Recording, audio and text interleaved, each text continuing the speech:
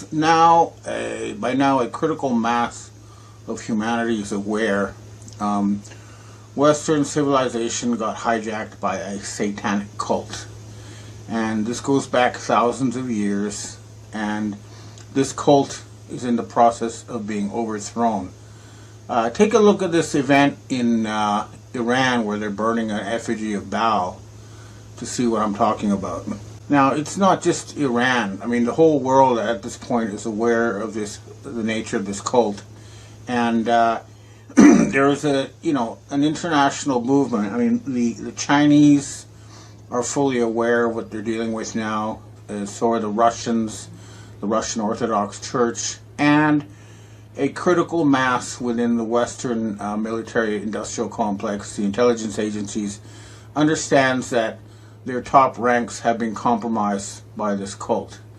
Now, this, as the next step, let's see what Alexander Dugin, speaking for Russia, has to say about the situation. There can be no doubt that the current paradigm is collapsing, but the question is, what do we do about it? And the answer is not going to be easy. Last week, I was offered a huge amount of money by the Chinese to help rebuild the Western system, but I did not accept it because, first of all, who am I? Why should I be me? So instead, what we're going to have to do, and this is what has been negotiated behind the scenes, and we're hoping to make it happen, is we'll replace the blackmailed pedophile Keir Starmer as the Chancellor of the Prime Minister of the UK, and replace him with Nigel Farage, who's a genuine, talented individual. And at that point, we will call for a new Bretton Woods agreement. And so, in full public scrutiny, under full public scrutiny, we will work on replacing the current system. It's not going to be another secret thing where a document is passed, and no, it's got to be done in public, and this is going to, be a big process. But what I think the conclusion is, and I remember when I first appeared to talk about this stuff on Jeff Rentz about 20 years ago, I said that if Jesus Christ was alive today, the first thing he would do would be to unplug the mainframes at the Federal Reserve Board. And I still think that is the truth. We don't want a system based on numbers put into computers that then control us through mathematical formulas. That's not how we want to manage our civilization. But that's what's happening. And I'll show you let's take a look now at the Pam Bondi hearings to show you what I mean. First, listen to California Representative Ted Lieu confront Bondi. I love this. So that, again, is the fake Trump, because there is a real Trump who's a very different individual who worked with the White Hats and who's not with, you have to understand that. It's like you have two different studios, each with their own Batman. We have two different studios, each with their own Trump. If you can't wrap your head around this, you're not going to figure out what's going on. Okay, in any case, the Epstein hearings in the U.S. government was mostly kabuki, in the sense that you didn't see names like Rockefeller or Rothschild appear. They didn't talk about because they're trying to limit it, and they're most of them are involved on both sides. So that's why they're pulling their punches. Nonetheless, I think Representative Massey is not one of these individuals. Take a look at what he has to say. Chairman, behind me I have 3 documents from the DOJ production that are emblematic of the massive failure of the DOJ to comply with the Epstein Files Transparency Act. To my right is an email that was sent by the victim's lawyers to the DOJ. It was a list of names not to redact, a list of names not to release. What did the DOJ do with this email? They released this email in the document production. Literally the worst thing you could do to the survivors, you did. And they're getting phone calls. A lot of these people didn't want to be known. And we know you touched the document because you redacted one name and you redacted the lawyer's name, but you left the survivor's name there. The next document I want to show you, that was in the title, the victims' survivors' names, all right? So there you have the Department of Justice deliberately releasing the list of people who risk their lives to testify against these criminals while hiding the names of these criminals. And this shows you that they're all in cahoots. But more important is listen to Bondi's answer. She basically says, well, the Dow Jones is at $50,000. You know, they're saying, hey, look, okay, we've got this magic money machine and we're going to, you know, pump up your 401ks with all this magic money. So why do you have to worry about... The thing is, though, their money machine is no longer affecting the real economy. They publish nothing but lies. For example, they recently published a jobs report that was supposed to be better than expected, 130,000 new jobs added, when in fact, if you take away the mathematical seasonal adjustment magic, you find that 2.65 million people became newly unemployed. So it's all falling apart, and their lies about the system are not going to work. And the other thing is that in order to guard their magic monetary system, they have been systematically murdering talented people. I was just reading about how they now show that Kurt Cobain of the band Nirvana was murdered.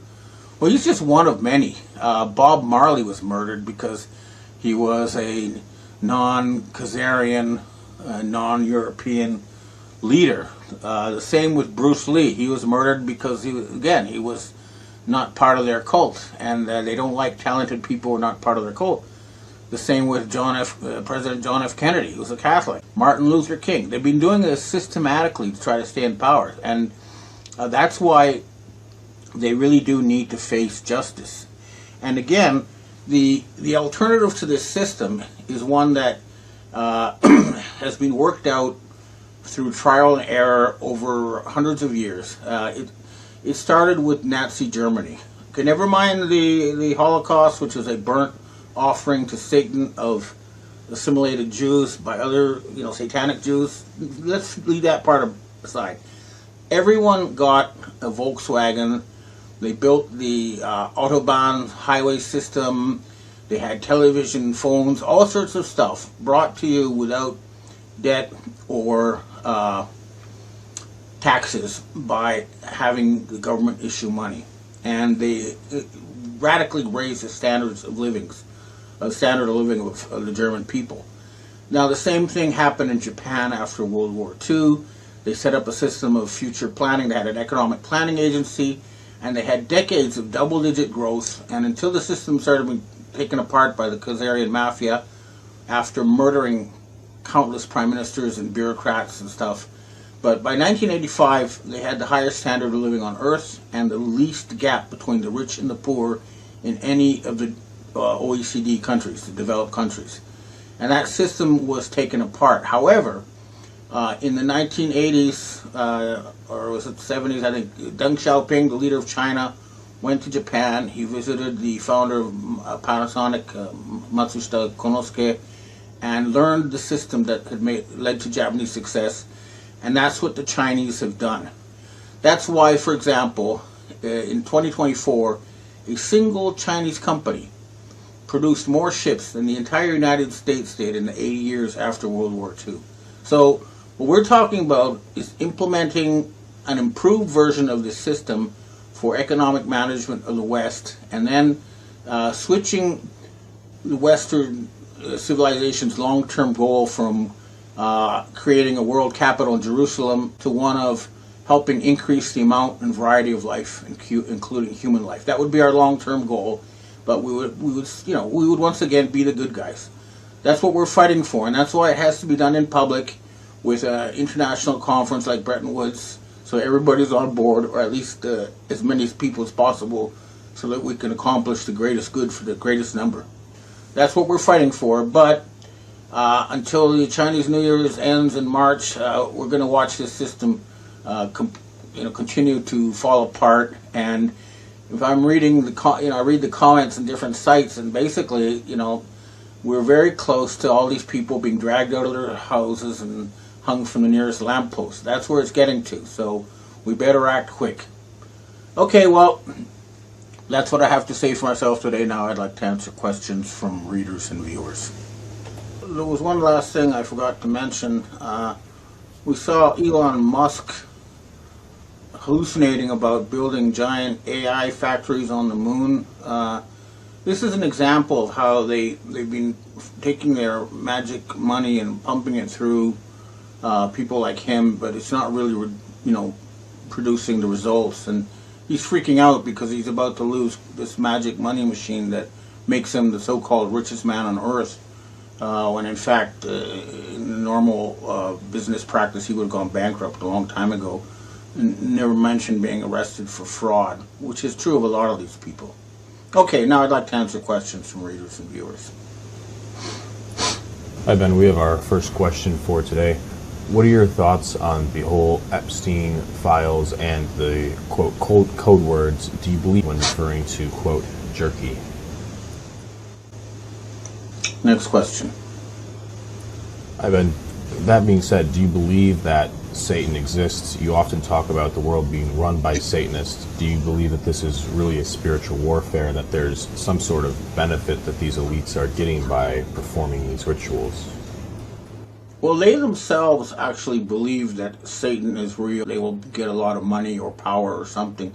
But even if you don't have to invoke the supernatural. You can just think of it as a kind of a cultural phenomenon, a kind of a multi-generational group mind that functions as Satan. So, you don't have to bring in anything interdimensional, although that may well exist. It's just this collective group mind among very high level the elite that is the problem, and that can that can be defined as Satan. Next question. Evan, could you elaborate on how you think we can pay off these massive debts without giving more money to the criminals who indebted us in the first place? Yeah, we have to have a jubilee. That means we have to completely reboot the entire financial system, and then we start by inventorying the real stuff, land and buildings and factories and gold and stuff like that, to come up with a new system that's actually controlled by the people and is used for the people. So it's not a question of borrowing from these people again. No, we don't want debt slavery anymore. The whole thing will have to be rebooted, and that's why we need a big conference to work this out. This is not going to be done by a small group of people in secret. Next question. Hi Ben, we have our last question for today. There is a theory that people like Andrew Jackson, many former presidents and their partners, but changed their identities throughout history, basically immortal. One example of this is that if you take a photo of Andrew Jackson and Jeffrey Epstein, as well as Andrew Jackson's wife and Ghislaine Maxwell, they look almost identical. Do you think that there's anything to these theories? I don't know, but I'll be honest. They used to put out a picture that showed me looking like Benjamin Franklin, and I think that there's. We are part of a single genetic line going back, from the beginning of life on Earth, and I think a lot of us inherit the mantle or try to, inherit the spirit of these people. So. Because my name is Benjamin, when I was a kid, I read a lot about Benjamin Franklin. I admired him, and I tried to, live a life similar to his. And I think that's what's going on.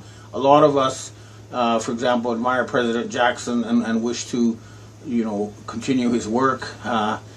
But the faces are similar because we're all, share the same genetics. But overall, I think this is something that needs more scientific study so we can get, find out more about the real truth of this whole thing. But, it's us as a species fighting over how we navigate into the future, and that's the real battle, and that is being multi-generational. and it's also spiritual. But I think the forces of light have finally won. Okay, well, that's what I have to say for myself today, and I hope to see you again next 5. This week we will start with a scoop we have, which is that we find out that Justin Trudeau, or Justin Trudeau as we know it, has been kicked out of Costa Rica, where he fled after losing power in Canada, and he is now in Cuba, where he has been given a diplomatic passport.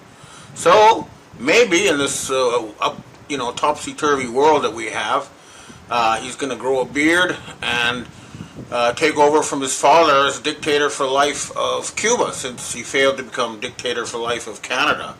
But anyway, that's something that I think we're the first to get. But anyway, that's the news there. I expect that many other leaders will be looking for a place like Cuba to flee to soon. For example, we believe Brigitte Macron is on his or her last legs, and for a little update on that, take a look at this little clip from Candace Owens. Inexcusable. That's great.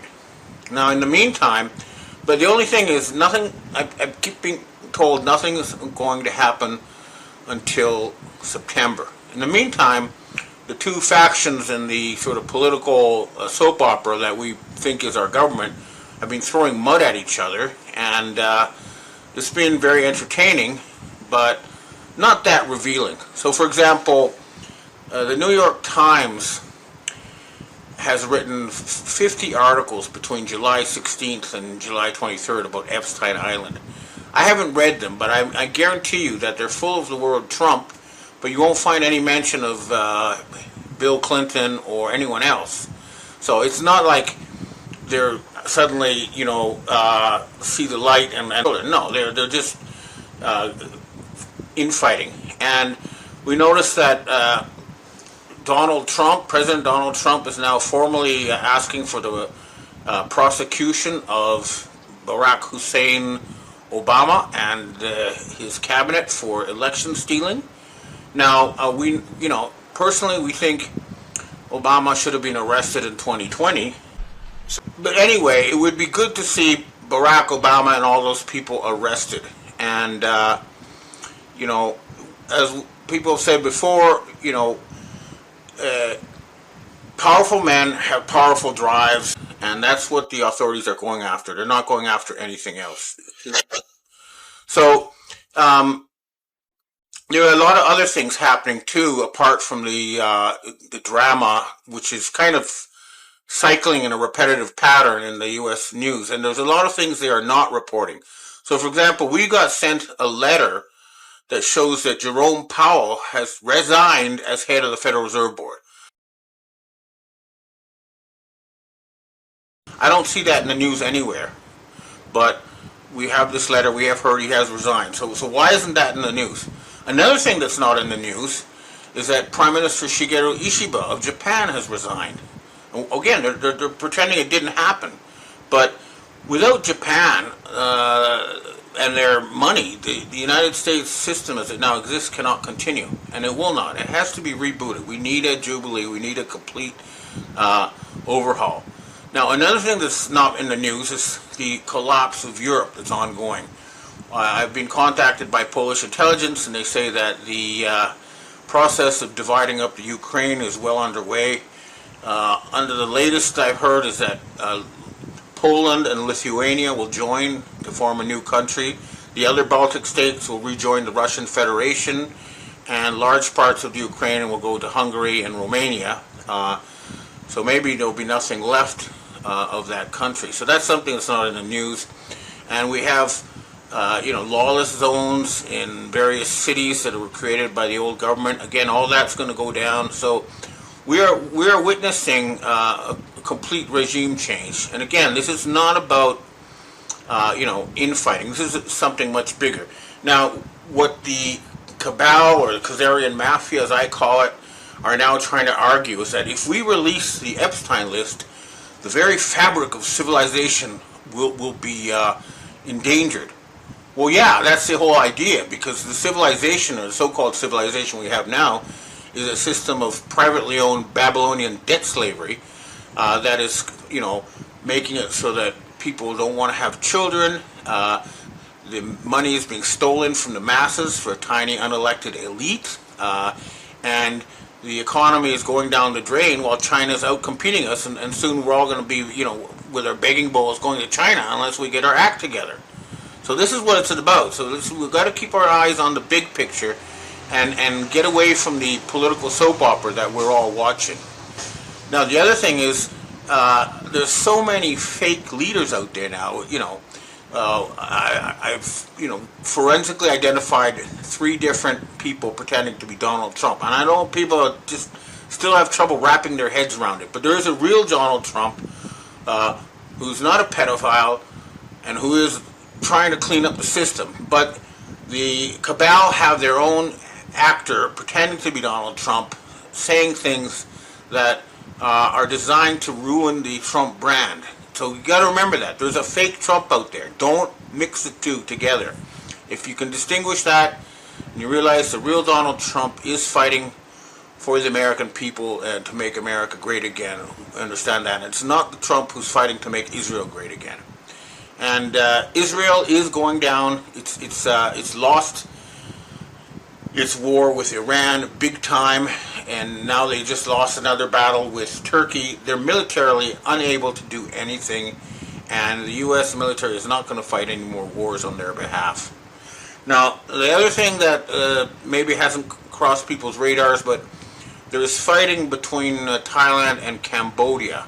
And this has nothing to do with Thailand and Cambodia. This is a proxy war between the United States and China. And I understand that the Black Hole group that controls the Pentagon are simply saying they're going to keep causing trouble and mayhem until some sort of world republic is announced. So that's why they're trying to do that. But there is a serious proxy war going on there that people may not be aware of. But overall, right now, things are in a holding pattern and will continue that way, at least in the Western world, until September. That's what we're hearing. But I think the things to watch for is the actual public arrest of Barack Obama, the fall of the Macron regime, and then the subsequent resignations of leaders in various European countries, and the return of the real Donald Trump to the White House after this strange interlude that started in June. And we're seeing signs that the real Trump is back, and he's out there finally going after the Clintons, who are basically Rockefellers. In other words, he has to go after the Hitler bloodline. That's Hillary Clinton, Barack Obama, all those people. They need to be removed. This is definitely a high priority. But again, all I'm hearing is that we're going to watch the two sides throw mud at each other throughout the summer, and it won't matter because the big moves are coming after September. Okay, well, that's what I have to say for myself today. Now I'd like to answer questions from readers and viewers. Ben, we have our first question for today. Do you have information about the progress/reality of the USA Republic being reinstated and replacing the USA Corporation? Yeah, what I'm still hearing is that they're going to have to bankrupt the Federal Reserve Board, which is the actual owner of the U.S. corporation, and then a new entity will be created.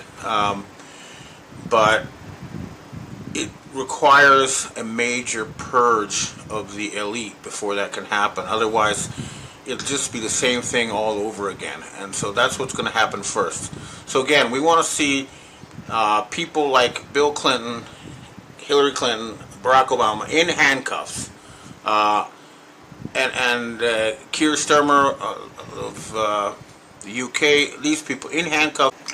That's what we need first before the Republic can be restored. But it will happen. Next question. Hi, Ben. Would like to offer up a theory based on tangible evidence of what Europe and the Middle East seem to be doing to ready themselves for the war against Russia. Cargo planes, especially from Europe, have been flying into unknown sanctuary cities like LA, Denver, New York, etc. The countries spotted are Canada, England, France, Germany, Netherlands, Italy, Turkey, Hungary, and Saudi Arabia. My theory is that they are distributing the illegals where needed and training them militarily to fight on their behalf. It does not address your points of the raw material deficit the West has in this fight, however, unless there is material along with manpower on those planes. Given the vast expense of relocating, feeding, housing, etc., these illegals, it's hard to imagine they won't come into play at some point. This is only a guess, but it's been going on regularly since the start of the year. What are your thoughts? Well, yeah, there's consistent reports that millions of military-age males have been brought in to Europe and North America in the recent years, and that arms stashes have been prepared for them.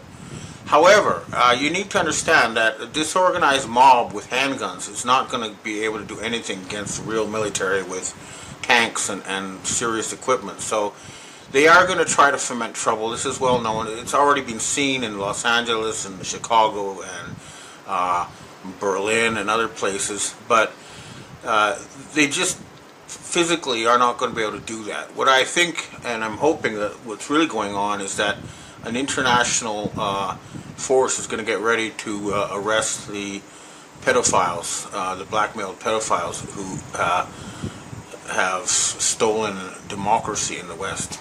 That's what I'm hoping, but we're keeping our eyes on the situation. But militarily speaking, they cannot do much. They don't have tanks. They don't have the equipment.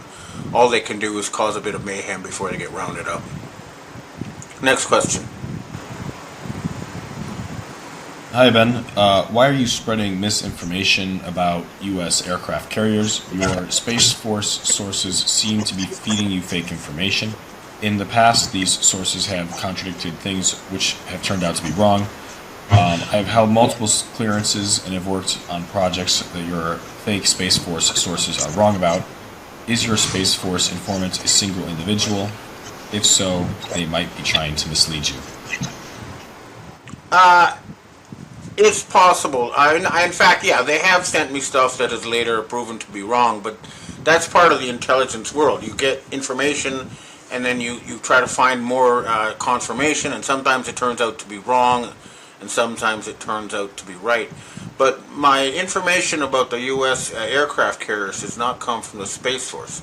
I just use I did get sent photographs of these ships that were obviously destroyed, definitely the USS Eisenhower, and more important is that they have completely disappeared from the news cycle. If they were still out there, attacking, we would have reports, but there's no evidence that they're still there. And military experts will tell you that aircraft carriers are white elephants. They're militarily out of date. They shouldn't be out in the oceans because a hypersonic missile can destroy them. The days when you needed to put planes on a boat and then ship them across the world to reach the target are long gone. It's all hypersonic missiles now. So if we had a rational military, they would mothball the entire aircraft carrier fleet and modernize their military with, missiles and drones and this sort of stuff, which is what modern warfare has evolved into. But I don't have a single Space Force source, although there is one key individual who I have visited this person. I've seen pictures of this person with most U.S. presidents in the post-war era, and there's a lot I can't talk about him, but he's definitely the real deal and does have serious connections. But yeah, it's sometimes the information is wrong, and when I find that out, I put out a correction. Next question. Hi, Ben. Could you please comment on how Canada can be freed from Mark's carnage and his globalist regime? Mark Carney is an apparatchik. He is just a cog in the wheel, and when things at the top change, he'll follow the new orders. I don't think he's the problem. He's just a placekeeper for the old system, and he's gonna, follow the changes when they come in September. That's what I understand. Now, if he doesn't, I'm assuming he'll be removed. But yeah, Canada and the United States and the UK all need fundamental regime change because What's happened is that slowly, our democracies were subverted, and that is not a way to run a country, because they're, causing our economies to implode and making China the world's only superpower. And we don't want that. We need competent government, and that's what this is really about. When we have competent government, then the government will be working for the people instead of trying to figure out how to take money from the people. Next question. Ben, we have our last question for today. Trump keeps teeter-tottering back and forth on whether or not to fire Powell. Can you give some insight into the relationship and why he might be backpedaling? Again, I know a lot of people have trouble understanding this, but there is one Trump out there who's been put in front of the media who takes orders from Jean-Michel de Rothschild. In other words, he works for the Federal Reserve Board and is never going to try to fire Powell. There's another Trump who's often at the air base in Greenland or in Colorado, and sometimes is in Washington, who wants to fire Powell and nationalize the Fed and return the right to create and distribute money to the people and away from the self-elected or self-selected satanic elite. So that's why you see flip-flops, and if you look, use your own eyes, you can see they look different, they talk different, they say contradictory things. Only one of them is the real Trump, and I fully support the real Trump. I'm only attacking the fake Trump. Please understand that. They're using a fake to denigrate the image of the real Trump. Get your heads around that. Again, relax, charge your batteries, and I think we'll see some serious changes in September. In the meantime, this soap opera will continue. Okay, well, thanks for tuning in, and I hope to see you again next week. Over governments in the West is now desperately trying to start Armageddon. You actually have American commanders saying that we're trying to fight Iran in order to bring on Jesus. And that's not anywhere in the Bible. It's completely wrong. And this whole attempt to create a false Armageddon is satanic. It's not Jewish. And right now, Jews around the world, as you can see from these two following clips, are burning what is wrongly called the Star of David. That's not the Star of David. There's no such thing as a Star of David in the Bible. This is the Star of Rampham, or it's satanic, and the Jews are rebelling against it. These are videos from Israel and the United States. It's not just the Jews who are abandoning this fake Trump regime. The American people are also abandoning them. And 80% of American people think the war on Iran was meant to distract from the Epstein files. And now we can show you the Iranians have released the Trump and Elon Musk Epstein files. Take a look at this video. This is what they're trying to start World War III to hide. That is definitely someone who looks like Donald Trump with little girls in that video. And this is what it's really hard, to wrap your head around, is that there are different factions, each using their own Donald Trump with opposite agendas. So to understand that there was a white hat Donald Trump who and who's been sidelined, take a look at these comments by Donald Trump completely denouncing the idea of a war with Iran or war in the Middle East. This is the anti-Zionist Trump used by the U.S. military white hats. That, of course, Colonel McGregor, welcome here. And thank you for sitting through all of that. That, of course, was President Trump at various points in various campaigns contradicting what we've all been observing. Has the Trump administration, in your view, offered a morally cohesive, legally grounded, constitutionally compliant basis for this war? Gosh, is that a trick question? No. Well, obviously not. There's no evidence for that. I don't see any strategy at work at all. We are basically trying to bomb a country that is the size of Western Europe with 93 million people into submission to Mr. Netanyahu's demands. There's no strategy. That's what we're trying to do. There is no end state other than the likely eventual disintegration or destruction of Iran, which is ultimately what we're trying to achieve at this point. Now, whether or not we achieve it, that's another matter, but I think that's the desired end state, barring any sudden capitulation by Iran. And the sad part is the world is suffering. This is a global economic catastrophe.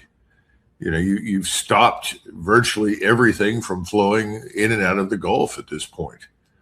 And I don't think you can put the United States Navy into the Gulf with the goal of protecting shipping. I think we'd simply offer up our ships for destruction. So we're not dealing with reality at the moment. The Iranians have struck, 27 military bases. Right now, Iranian missiles are striking all over Israel at roughly 4,000 miles per hour. A single Iranian drone flew more than 1,000 miles and destroyed a British air base in Cyprus, was never even identified or detected. So you can see we have one Trump in Florida saying we've got to destroy Iran and all sorts of other crazy stuff, and he's working for the Satanists. And right now, the attack on Iran is failing spectacularly. First of all, most of the U.S. military is refusing to cooperate. And both Russian and Chinese jets have been shooting down the rogue Air Force jets as well as the Israeli jets trying to attack Iran. And now a lot of planes have been shot down. And I've confirmed with the P3 Freemasons and that the Iranian announcement that they had destroyed the fourth U.S. aircraft carrier, the USS Abraham Lincoln, is correct. So that means that they joined the Truman and the Eisenhower and the Nimitz in the scrap heap. This is what's being done. And the sailors in the USS Gerald Ford staged a mutiny because they didn't also want to be blown up on behalf of Israel. And now take a look at this, brave American military officer breaking into the Senate, a Marine veteran, saying, that's what the U.S. military thinks. And it's not just the U.S. military. Former U.S. allies are all denouncing this attack on Iran. Take a look at, for example, Prime Minister Mark Carney of Canada. We support efforts to prevent Iran from obtaining a nuclear weapon and to prevent its regime from further threatening international peace and security. Because Canada is taking the world as it is, not passively waiting for a world we wish to be.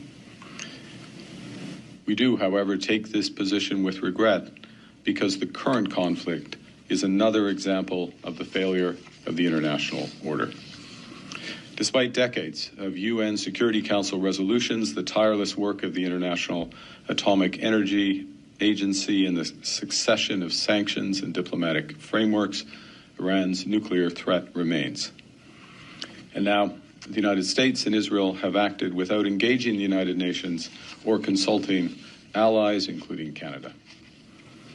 So where to from here? With a rapidly spreading conflict and growing threats to civilian life. Canada reaffirms that international law binds all belligerents. We condemn the strikes carried out by Iran on civilians and civilian infrastructure across the Middle East. And we implore all parties, including the United States and Israel, to respect the rules of international engagement. Canada calls for a rapid de-escalation of hostilities and is prepared to assist in achieving this goal. This is also the governments of Belgium, Spain, the UK are also denouncing this attack. And the other thing that's happening is that these attempts by the satanic Israelis to use their false flags to try to get other countries to join the war against Iran are failing. Here in this next clip, you can see the UK Defense Ministry has said that their air bases were being attacked by drones and that the drones did not come from Iran. This information that we're getting from the Ministry of Defence, and this is about UK military use around the Gulf. We're hearing overnight RAF Typhoon and F-35B jets continued defensive air operations across the Middle East with support from Voyager air-to-air refuelling in defence of British interests and allies. Important, I think, that the word defensive operations and defence is included in that from the Ministry of Defence, as Keir Starmer has made it very clear that is what UK troops are doing, defensive operations only. They can also confirm that a Shaheed-like drone which targeted RAF Akrotiri on the 2nd of March, that was the drone that came in at midnight. They are saying that that was not launched from Iran. So that is interesting and significant. They are not giving us any information as yet as to where they think that was launched from. But a drone that hit RAF Akrotiri, that was the one I think that caused damage to the airstrip, did not come from Iran, was not launched from Iran, obviously may well have come via Iran. And in the last 24 hours, the UK has resupplied air defence systems to British and allied bases across the region, including UK-built air defence missiles, and that Royal Navy Wildcat helicopters armed with Martlet missiles capable of taking out aerial threats are arriving in Cyprus in the coming days. That is all we have in terms of an actual time frame. The coming days could be as long as a week, some would possibly argue.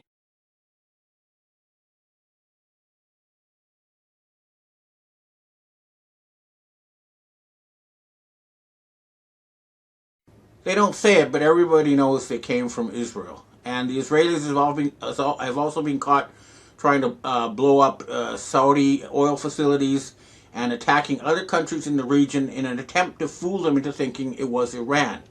Nobody is being fooled.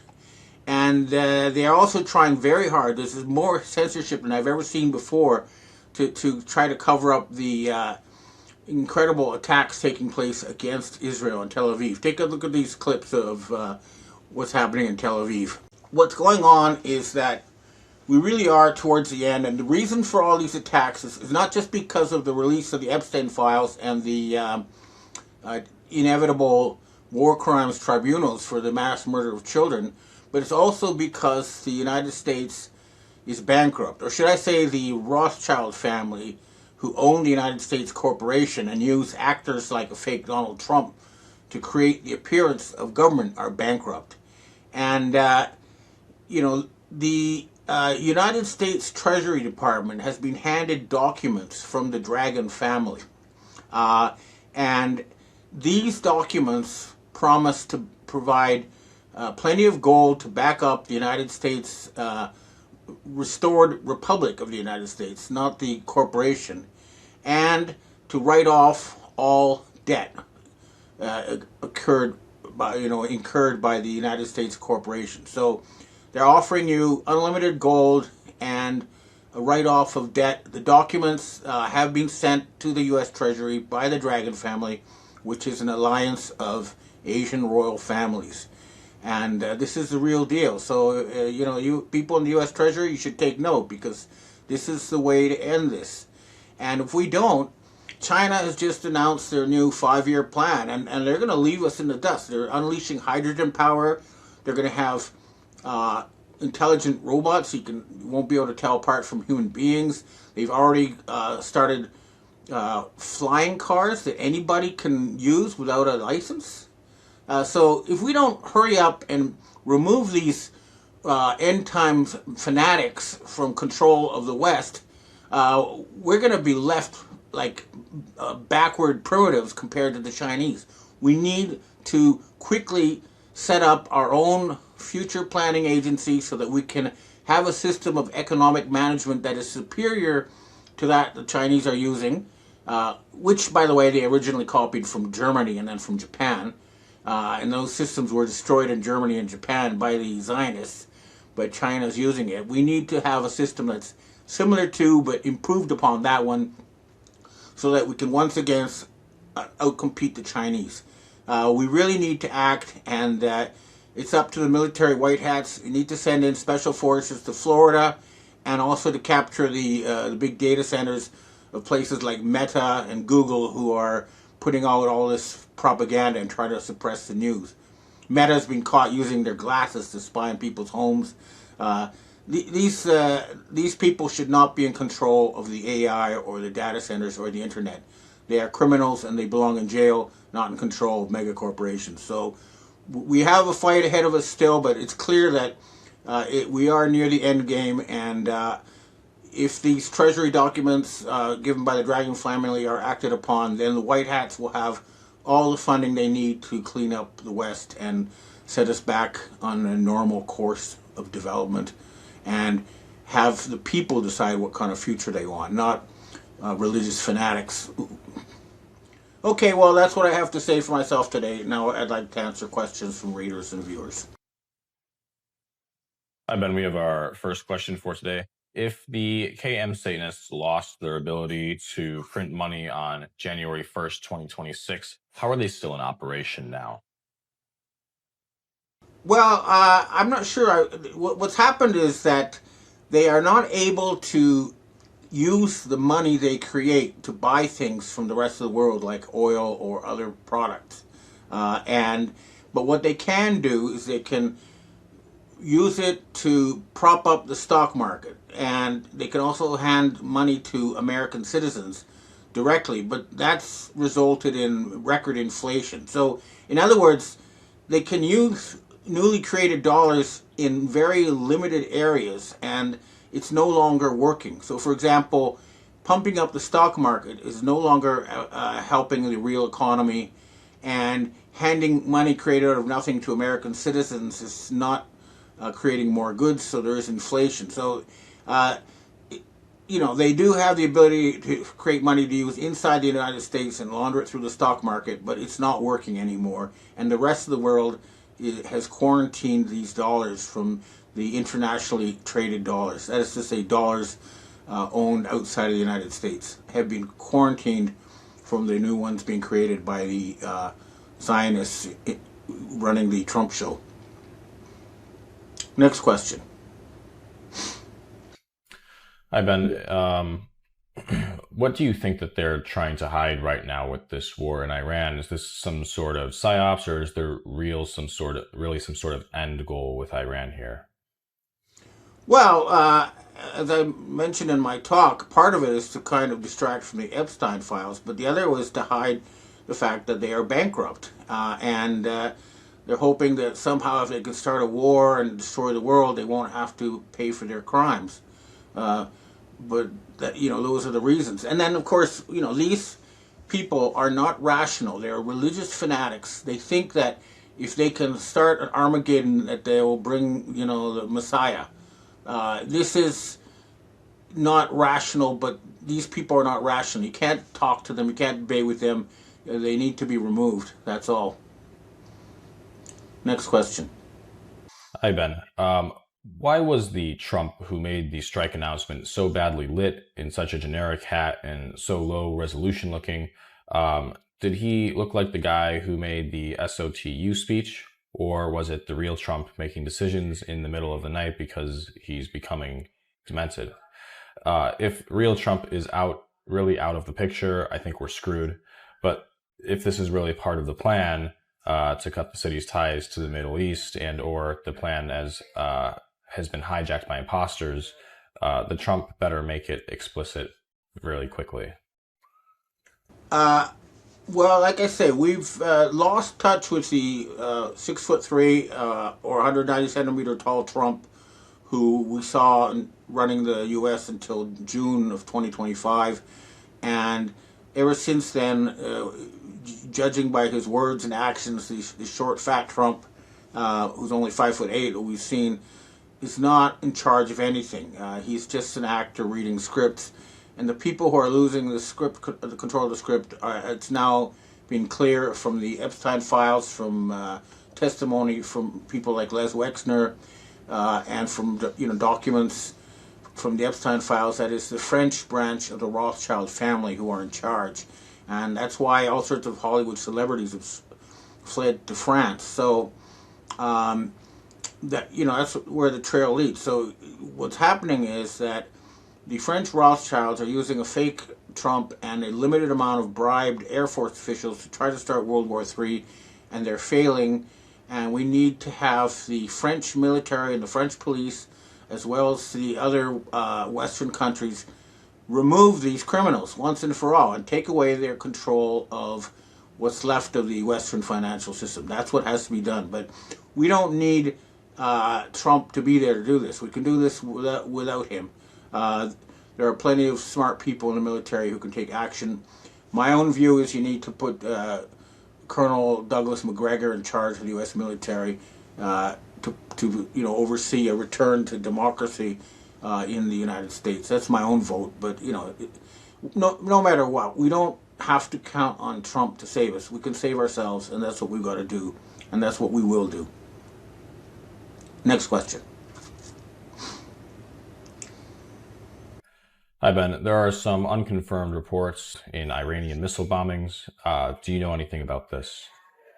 That I'm really reluctant to say this. I'll ask around, but the important thing is that as long as there's a group that can put a computer graphic Netanyahu or a real Netanyahu on our screens and make it look like he's in charge of Israel, it's not over. Personally, I'd like to see the real Netanyahu face war crimes tribunals and have the whole world, see that he is justly punished for his crimes.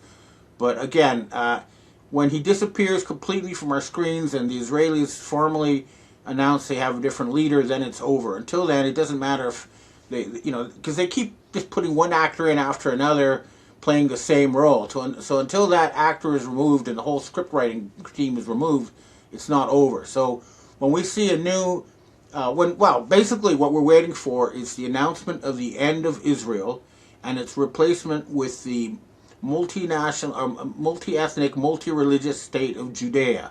Then it will be over. Next question. Oh, by the way, and then they can rebuild the third temple, and they can do that without destroying the dome, the mosque of the dome, because that Wailing Wall is not where the original temple was. That was a Roman fortress. So they can build a third temple without destroying the mosque of the dome. And they should do that, but only after Judea is established and Israel is removed. Next question. Hi, Ben. We have our last question for today. Many proponents of this U.S.-Israel war against Iran argue that a majority of Iranians inside of Iran and around the world want regime change and want the U.S. to invade and force regime change. Have you any insight or inside info on this claim? Just seems to be another story to try and attempt to justify this unprovoked attack, mass casualties, and a justified war. I have my own direct Iranian sources, and they make it clear that the regime is very popular, and attacks against them have just unified the country. And people who actually go there say it's quite prosperous. In my Monday report, I'll show you something from a CNN correspondent who's there, who says that there are no bombs, there are no gasoline lineups, groceries are available, and life is going on as normal. So I think anything you see in the Western corporate media about Iran is 90% not true. One day I'd like to go myself in person to Iran, though, to see with my own eyes. Hopefully I'll be able to do that soon. Okay, well, that's what I have to say for myself. 25. It's Halloween, which is really the Celtic New Year, and we are actually entering an age where it might become the actual New Year again, because we're dealing with the end of a project that's been going on for thousands of years, and it could, end up with even the calendars being changed. But getting to the news, of course, the big thing on my radar was U.S. President Donald Trump visiting Japan and then going to Korea to meet the Chinese President Xi Jinping. Now, the first, let's talk about his visit to Japan. Basically, a good analogy is like he went to a Japanese hostess bar. When you go to a Japanese hostess bar, you sit around on the table with beautiful women who pour you drinks and flatter you. But then at the end of the evening, when you want to go home, you can't take any of them with you, and you get a big bill. And they say, next time, please come again, and maybe you get lucky, but your credit's maxed out, so bring cash. That's the summary of what happened in Japan. The only thing he came out with was a promise to plant 250 cherry trees in Washington, D.C. Now, the meeting in China was a little, or in South Korea with Xi Jinping, was a little bit more substantive.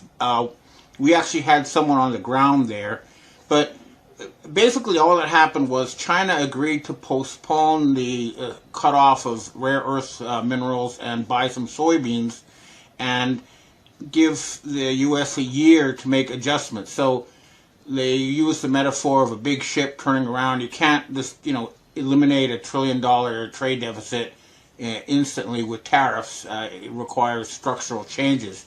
But the structural changes that are required cannot be done with the U.S. government as it currently exists. And people need to understand that the collapse of the U.S. government means the end of a project that has been going on at least for several hundred years. The people who were in charge of the West basically had a long-term plan which involved destroying Russia and turning it into several, maybe 10 or so vassal states, then going and attacking China and dividing China into 5 warring states.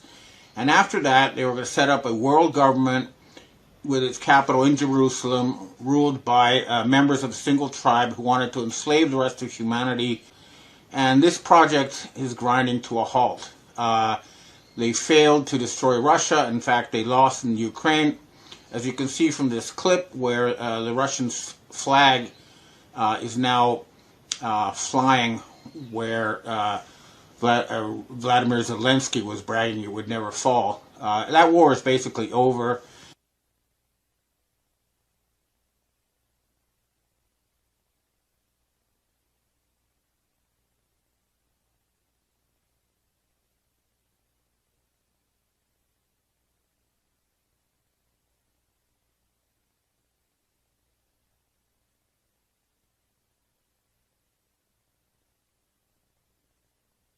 Now, the Satanists who rule the United States still want to start another war. They're desperately trying to start a war with Venezuela. It's not working. They are being wound down, but clearly a civil war is still happening in the United States. Tulsi Gabbard, the Director of National Intelligence, wanted to find out if a foreign government, and of course everyone knows that's Israel, and Kash Patel, who's married to an Israeli agent, tried to put the kibosh on that. So there's still a fight within the U.S. military-industrial complex against those who still want this project for Israel. And this wasn't about Jews or anything. This was about this plan of Albert Pike's to start a war between Muslims and Christians, and then at the end there would be the world rule under Lucifer or Satan. This whole project is coming to an end. That's what we're dealing with. Now, the other thing that people need to understand about the United States is that the government is bankrupt, and U.S. military paychecks are not being paid, and food stamps will not be paid. And this is actually a good thing, because we don't want the current U.S. military to continue the way it is. It's not functional. For example, when Donald Trump came to Japan, he went on board the USS Washington, the aircraft carrier. Well, what happened to the Vincent Carr, whatever it was, that was sent to Yemen? I guess it never went back. They lost 3 aircraft carriers because they are obsolete. They are expensive white elephants with no military value, and a real military would instantly scrap them and turn them into drones and stuff. But so, we need much more fundamental change than business as usual. And our group is proposing an Anglo-Saxon takeover of Canada and the United States to build a new capital somewhere in the central North America, which would no longer be a Zionist slave state, but actually working on behalf of the people. And if we don't do that, no matter what we try, China's going to keep out-competing us. They just announced their 5-year plan, and if you read the details, their government is trying to make things better for the people, the average people. That's what the most intelligent people in that country do. They figure, where do we all want to be 5 years from now, 10 years from now, 15 years from now? How do we get there? And what do we have in the West?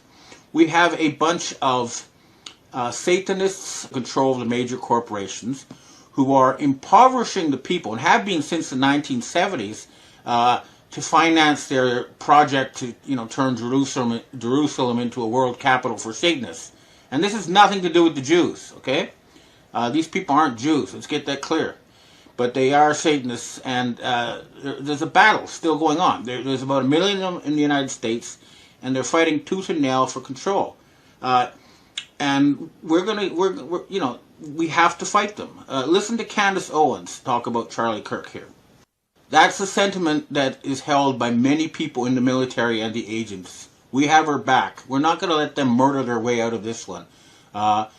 We really do need a fundamental change. And people need to understand that when the Soviet Union fell, okay, this didn't mean the end of Russia. Okay, the Soviet Union was a plan to create a world communist empire, and it fell. But now the Russian people are back to their Christian roots. They're richer and stronger than ever before. The same thing is going to happen to the United States. They're going to be liberated from Babylonian debt slavery, and they're going to start, once again, to have a government that actually works for the people and represents the people, not a group of Satanists. This is what we're fighting for. This is why we need to keep this fight going. And there will be turbulence as the old system collapses, but it's going to be a very good thing, because there will be a jubilee. Americans will be freed from debt slavery, and all the money that was stolen from them from central bank fraud will be returned. And once again, the West will be able to outcompete or at least rival China on an equal basis, which is the end game. So hang in there, folks. It's going to be a rough ride, but humanity will be liberated, and this Zionist nightmare is going to end. Okay, well, that's what I have to say for myself this week. Now I'd like to answer questions from readers and viewers. Oh, wait, one more thing. Take a look at this clip of Xi Jinping and Donald Trump.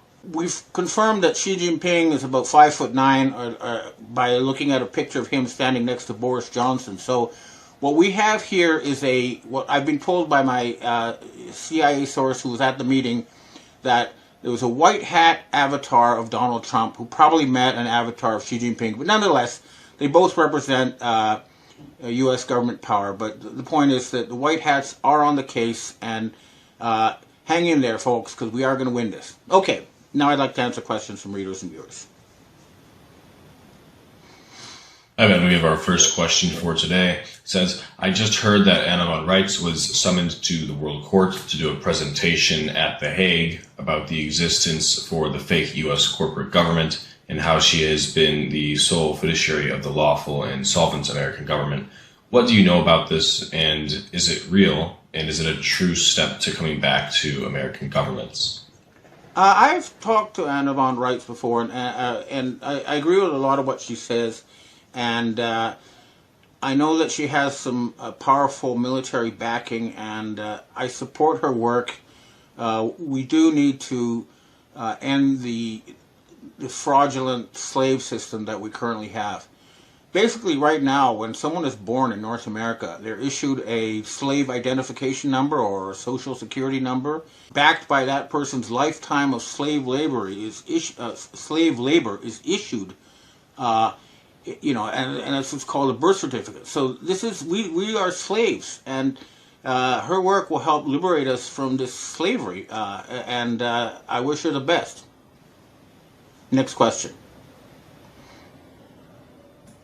Hi, Ben. With the revelation of China buying so much land around our military bases, is it possible they're doing this to protect themselves? Are they really buying the lands to encroach upon our national security?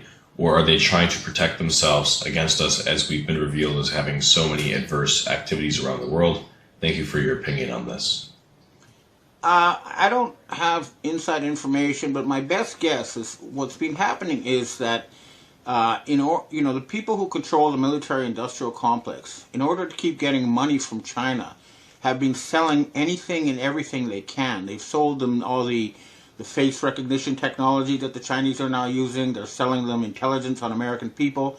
And it wouldn't surprise me if they sold them land around U.S. military bases, as a way to keep their own show going. But I know I've studied China for, 40 years. I've lived in Asia for about the same amount of time. And I know that what they're looking for is not conquest, but some sort of intermarriage. So I wouldn't worry too much about it, but definitely the U.S. military should make sure that there's no Chinese military around their bases in North America. That's just common sense.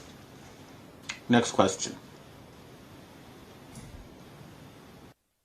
Hi, Ben. How can there be a jubilee for debt without removing all of the deep state criminals when every country carries out forensic audits and exposes the fraud and corruption, removing all the crooks and cheating people? Only then a reset can take place. No point rewarding deep state criminals with a reset. Otherwise, wouldn't they be able to just climb back up to where they are currently? I actually agree completely with that. We need war crimes tribunals, and every politician who's been blackmailed, which is basically what we have to do in order to become a leader in the West in these days, needs to be removed, and they need to face war crimes tribunals. There's no other way around this. We can't just have a jubilee and then put the same people in charge. Although some may be, able to go through truth and reconciliation, depending on the circumstances, because, a lot of talented people are needed and were dragged reluctantly into this blackmail network. So I don't think we want to get all of them, but we certainly want to get the main bad actors and make sure they're never in a position of control over corporations or governments or our money supply ever again. Next question. Hi, Ben. Is Hurricane Melissa that is supposed to obliterate Jamaica a weather warfare weapon? And if so, why target Jamaica? Well, I have to look into that, but my initial assessment is that this is yet another use of weather warfare for real estate redevelopment. Basically, they wanted to get all those black people out of their slums in Jamaica so they could build some kind of, resort. This sort of thing has to be stopped. So we'll find out when we see who's planning to redevelop after that and where the money's coming from. But I'm pretty sure the trail will lead to Black Rock, Vanguard, and State Street. And the U.S. military needs to nationalize those ASAP and remove people like Larry Fink from control over our corporations and places like Google and Amazon and everything else. They need to be removed from control of corporations, and they need to have that weather warfare capability taken away from them. And that may mean we have to send troops to Antarctica. Next question. Hi, Ben. We have our last question for today. It's been a long time since the last World War. Do you think with all of the global events occurring recently that we are due for another one? Well, we're actually in the middle of a world war. I noticed that they just blew up a oil facility in Hungary because they're buying oil from Russia, and they blew up a big oil facility in California. There's sabotage going on in places like Mali where they're fighting over gold, and it's not a world war like we saw in the past because it involves information, it involves assassinations, it involves special forces, but it's happening all over the world, places like Afghanistan and Pakistan, or you name it. So we are in the middle of a world war, but I'm pretty sure that they're not going to, the military at the highest level have agreed, that means the Russians, the Chinese, the Americans, they're not going to allow a nuclear Armageddon, and we're not going to see like World War II, like millions of troops on the ground facing each other. The closest we got to that was Ukraine, and that's pretty well over now. So I think the hybrid World War III that we are in now is coming to an end. Okay, well, that's what I have. as my readers know, the U.S. government defaulted on September 30th, and that's the real reason why the government has been shut down. Also, according to my sources in Asian secret societies, they were given until today, October 17th, to come up with the money before the U.S. would be cut off from world trade and basically sent into a complete economic collapse. And it looks like something has happened. Now, the first thing I'm being told is that there is an epic battle going on between the military white hats and the Khazarian mafia, and they each have their own Trumps, as I've said before, but I had a big email from the Pentagon today about this. And they said that the real Trump is fighting very hard now to remove the fake Trump. And take a look at this clip to see the fake Trump at work. Now, he's telling one lie after another. He says that Russia lost 1.5 million troops, but the reality is, according to independent experts like Colonel Douglas Macgregor, they lost about 100,000, whereas Ukraine lost 1.5 million. So that's a lie. And then he tells another lie. He says India's going to stop buying oil from Russia. That's not true. The Indian government said so. And so they're contradicting him. And this is the same Trump who Benjamin Netanyahu be pardoned. So this man has to go. But what I've been told is that the White Hats have a Trump, and they have one avatar for dangerous public occasions. And that the bad guys, the Khazarian Mafia, have two Trumps as well as computer graphics. And it's a very epic battle. But what I'm being told is that with this deadline coming up, and this can be confirmed in the news with China saying they're going to cut off rare earths from the U.S. Now, if they cut off rare earths and they control the supply because they have the unique technology for refining it, rare earths are actually not very rare. The problem is getting it refined to 99.99% purity. And without it, the U.S. Automobile industry, semiconductor industry, military industry will grind to a halt. This is why I've been told that the real Trump will be meeting with Russian President Vladimir Putin and with Chinese President Xi Jinping before the end of this month, because the November deadline is coming, and everybody agrees that this crazy Trump, the fake one, who's said he's going to send tomahawks to the Ukraine, has to go. If the U.S. government sent tomahawks to Ukraine, they have to be managed by the U.S. military, and there's no way to differentiate between a nuclear-armed tomahawk and one that's not. So the whole idea of doing that is threatening to start World War III, but now the new Trump, who's supposedly back, is publicly saying, no, I'll never send tomahawks to the Ukraine. We need them ourselves.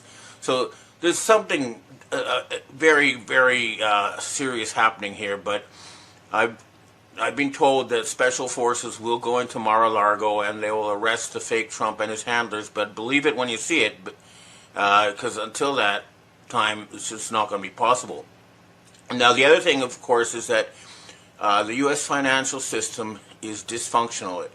Right now, farmers cannot grow food using the current system because they all lose money. They have the loan costs are too high, and the BlackRock and Vanguard and the usual suspects sort of control their distribution as well as their inputs. So right now, in Japan, as well as in the United States, farmers cannot profitably grow food. This is an existential crisis. So these people have to be removed, and they will be removed. That's what I'm hearing. And one indication that something has happened is that he just had a mass surrender of 50,000 troops. The war is over, okay? And Vladimir Zelensky is a pariah. Look at this next video of him landing in the U.S., and you can see that he's only being greeted by his own staff. Nobody went out to see him. He's no longer considered a viable leader. So that's all ending. But it's not over until you see the public removal of the fake Trump and Prime Minister Starmer in the UK and Macron in France. When they go, it's really over. And of course, Ursula von der Leyen, all these people, they're still there. Now, we noticed that John Bolton was arrested. That's good. That means they're going after the Obama side, the Clinton side of the Khazarian mafia. But that's kind of an internal battle between two factions. What we really want is all of them to go.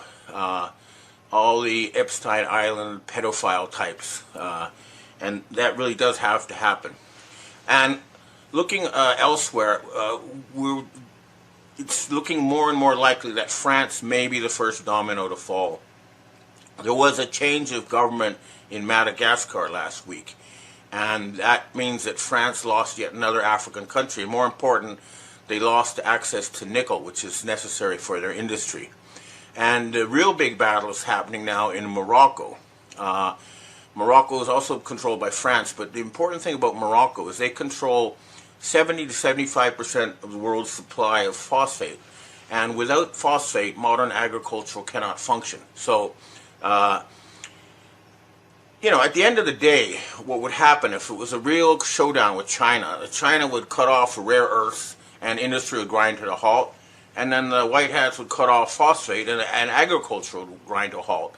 And clearly, this is not an option for either side. So some kind of epic deal is going to be reached, but the ball has been kicked forward to November or so.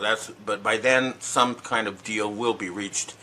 And we'll keep in touch with our various sources. But I know that high-level Russian FSB and MI6 people are talking through back channels to end the war in the Ukraine, and some sort of deal to have a bankruptcy of the United States is also being worked out, but it's going to have a jubilee. So it's all in a state of complete flux. But for now, the U.S. blinked because they knew their soldiers would not get their paychecks unless something happened, and so now they've been given an extension until the real Trump, at least that's what I'm being told, goes to the Korea to meet Xi Jinping of China, and they'll try to work out some sort of final deal. So that's the situation now. It's all in a state of chaos. Now, the other thing I'm hearing is the Khazarian mafia, the dark hats, having gotten rid of Charlie Kirk in a public manner, they're planning some sort of public execution of people like Tucker Carlson and Candace Owens to try to demoralize the American people. But this will backfire, because if that happens, there will be lynch mobs, and they're not going to be able to, murder their way out of this. There are too many of us who are aware of what's going on, and something is going to break. There's a lot of things I cannot talk about, but back channels are being used, and people are being hunted down who are behind this fake Trump and that whole show. I cannot name the names now, but they're people we have not heard of. They're being in the background, but they're now being flushed out. So again, for now, the U.S. has bought time because the White Hats have, basically blinked, and they're no longer threatening a thermonuclear war. And now this whole fake Trump show hopefully will be shut down. But until it is, you see it visibly. And I personally would like to see that Trump arrested, handcuffed in front of the cameras for saying, among other things. So let's see if that happens. But, big things are happening, and they will continue to happen as we head towards November. Okay, well, that's what I have to say for myself. Now I'd like to answer questions from readers and viewers. Evan, we have our first question for today. I understand that you do not want to talk about Charlie Kirk and the Charlie Kirk assassination, but this event is still very much on the internet. Recently, text messages from Charlie Kirk a couple of days before he died have come to light. The messages say that Kirk shared that the second $1 million Jewish donor had stopped supporting his organization, Turning Point, and as a result, he began feeling that he was being intimidated and so decided to stop his support of Israel. Do you think these messages, Charlie Kirk?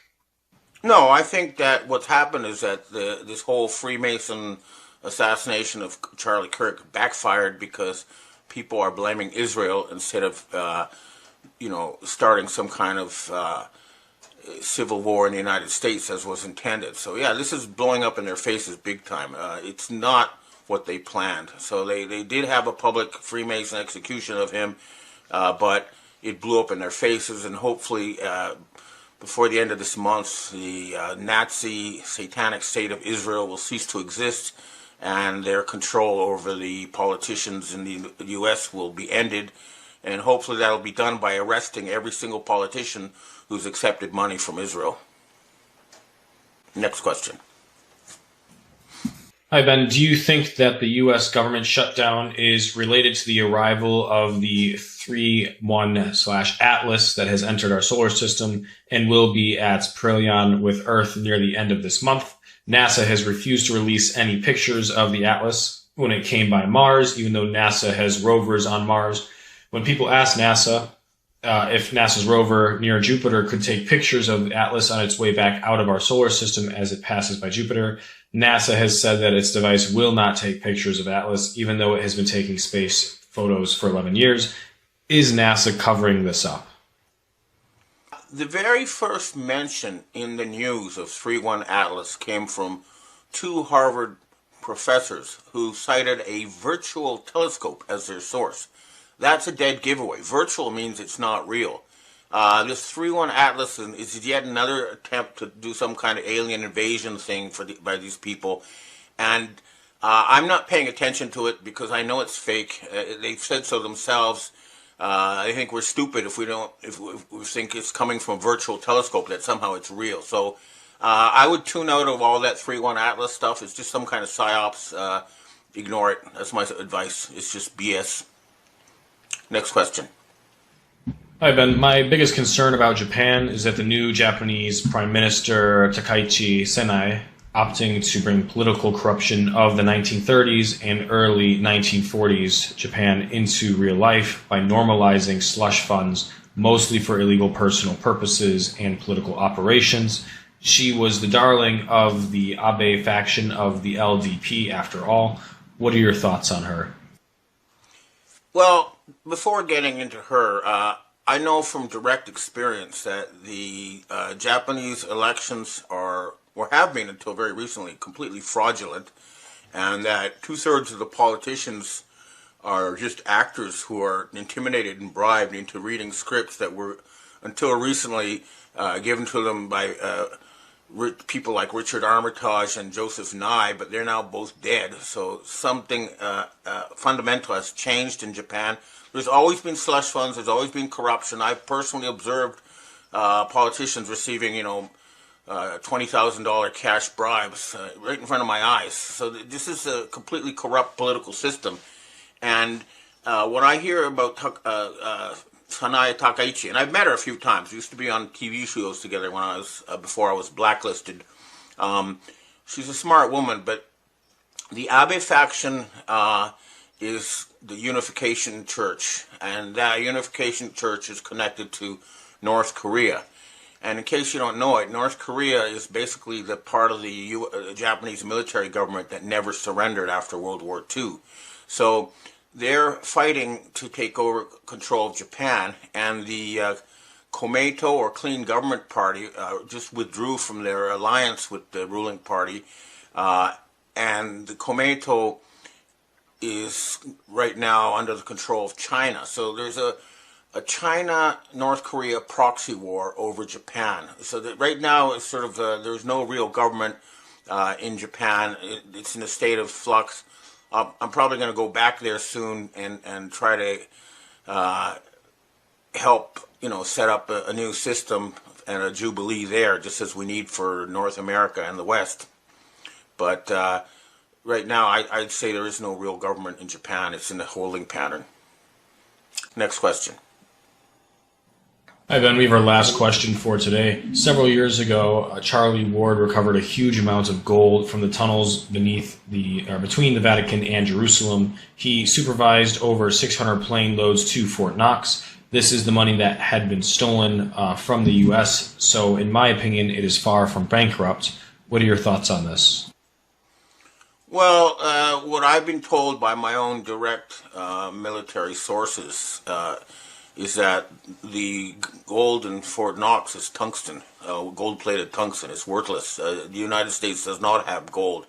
I do remember being sent a lot of pictures at the time when they did raid the Vatican, and there was all these popes were buried covered in jewels and gold and precious metals, and I know this was taken, but what has to be acknowledged is that the West no longer has gold, and when we do a reset of the financial system, it cannot be just gold-backed, or else that would mean a complete surrender to China. Instead, we need a basket of commodities. I mean, for example, the U.S. has corn, which is, at the end of the day, more valuable than gold because you can't eat gold. So a system is being worked out so that a basket of commodities, including gold, but also grains and other things, will be used. So even though the West does not have gold, it doesn't matter. Some deal will be reached. Okay, well, I hope to see you again next week, and we'll continue to see dramatic changes, but keep your eyes on that fake Trump, see if he vanishes or not. That's the key. Okay, well, hope to see you again next week. Hello, Patriots. I'm a Restored Republic via a GCR update compiled by Judy Byington.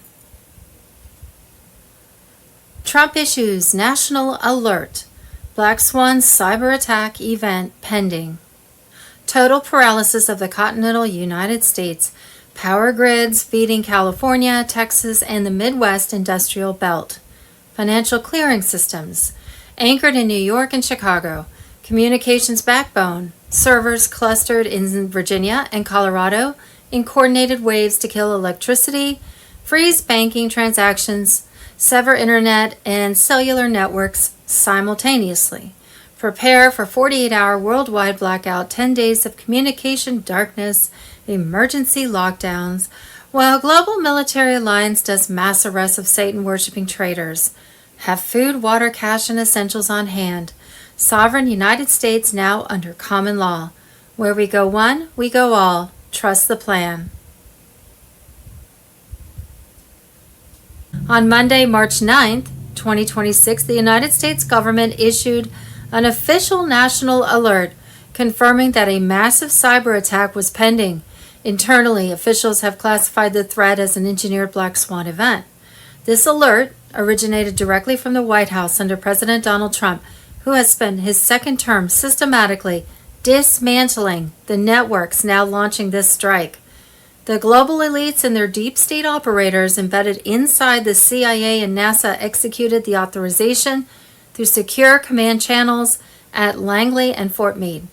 The target was total paralysis of the continental United States, power grids feeding California, Texas, and the Midwest industrial belt, financial clearing systems anchored in New York and Chicago, communications backbone servers clustered in Virginia and Colorado, zero-day exploits combined with pre-installed persistent backdoors will trigger in coordinated ways to kill electricity, freeze every banking transaction, and sever internet and cellular networks simultaneously. This is the operational reality of how the machine works when President Trump gets too close to exposing it all.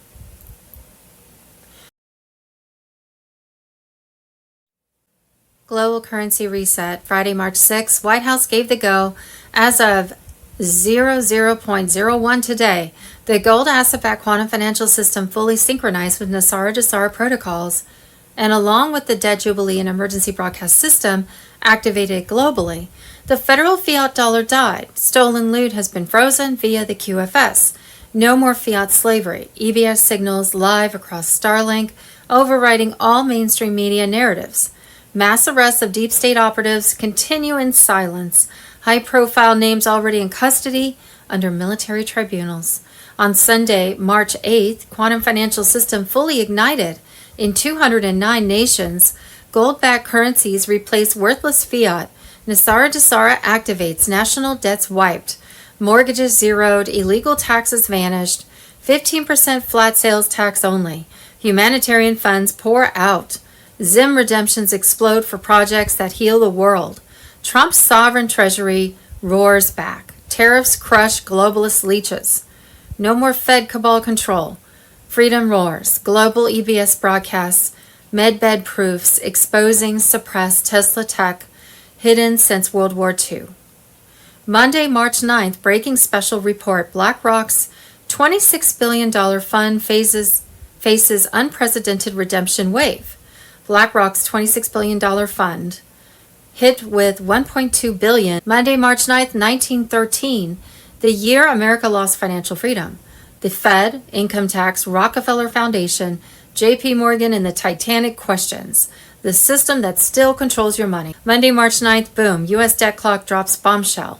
Universal high income and a new Treasury dividend dollar could change America's economy forever. First wave of Gassara activation reported. The MAGA King on Telegram.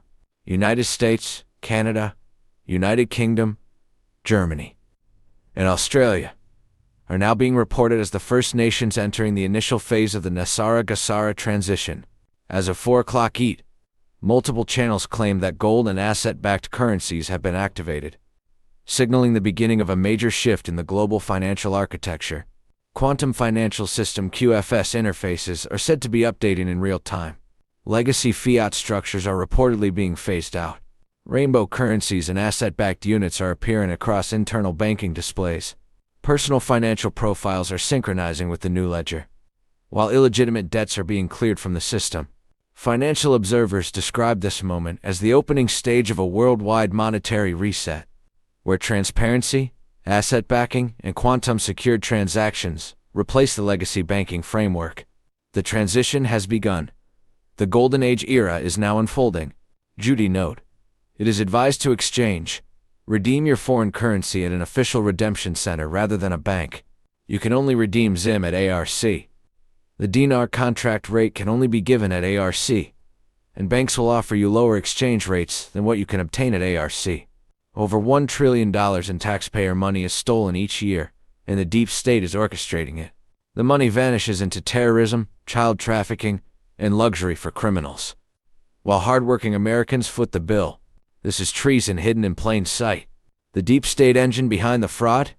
You want to know how $1 trillion disappears every year without triggering full-blown revolt? Simple, because the system that's stealing it was built to be untraceable. The deep state isn't a theory. It's an operational machine embedded across federal agencies, third-party contractors, intelligence-linked NGOs, and digital ghost identities. They don't need to hack the system. They are the system. They exploit chaos. They design complexity.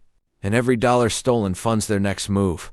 Power, silence, and control. This isn't just fraud. It's an infrastructure of criminal sovereignty. The biggest heist in human history. Every single year, $1 trillion in U.S. taxpayer money is lost to fraud. That's not a typo. That's $115 million every hour, $1.9 million every minute, and $32,000 every second. And where does it go? Terrorism, designer bags, drugs, yachts, NGO front groups. Not to the American people, not to roads, not to vets. It funds the enemy, and it robs the working class blind. This isn't negligence. This is a coordinated, systemic financial rape of the American public. Where is this money going? I mean, we know where some of it's going in Minnesota. It went overseas. It went to Somalia. It went to NGO fronts. We know where it's gone in some other states. California gave away billions of dollars to a pro-Hamas NGO. But $1 trillion nationally. Where's this money going to? I appreciate that question because most people don't ask that question. It goes to terrorism. It goes to child trafficking. It goes to drugs. It goes to terrorism. And then it's used to purchase luxury items, cars, purses, homes. That's all funded by people like me that pay taxes. So you're telling me that the electrician who goes to work every day and clocks in and works his butt off and tries to earn just enough to be able to, make his rent, maybe have a kid or two, put food on the table, His tax money is being used to buy other people luxury items, cars, yachts, whatever else, and is going to fund terrorism. Yes, sir. $1 trillion a year on this stuff? $115 million an hour. $115 million an hour. How do they get in their hands on it? What are we talking about here? Trends, national organizations, criminal networks? How do they get their hands on this money? They take advantage of antiquated government systems and processes. They go into programs that they know elected and appointed officials won't touch, and they can steal at scale. Between the PPP loans and the unemployment insurance, they learned a really valuable lesson. Government never runs out of money, and the probability of getting caught is virtually zero. I have it at 0.1%. So come back to the recommendations that you mentioned in your opening statement. What do we need to do to put a stop to this hemorrhaging of people's hard-earned money going overseas to finance child trafficking and luxury yachts? I mean, what needs to happen here? It's really simple. It's used every single day in the commercial sector. Front-end identity verification, you just don't get to say, I am who I say I am. Second, recertification of all the recipients. There is so much fraud right now in the benefit programs all across the country. We need to get a baseline. Third, this notion of a third-party independent audit. And finally, is involving federal law enforcement, like the Secret Service, to investigate it. The thing that people don't understand is that most of these beneficiaries, Senator, they're not real. They're fake. They're someone's stolen identity that is getting used in all 50 states.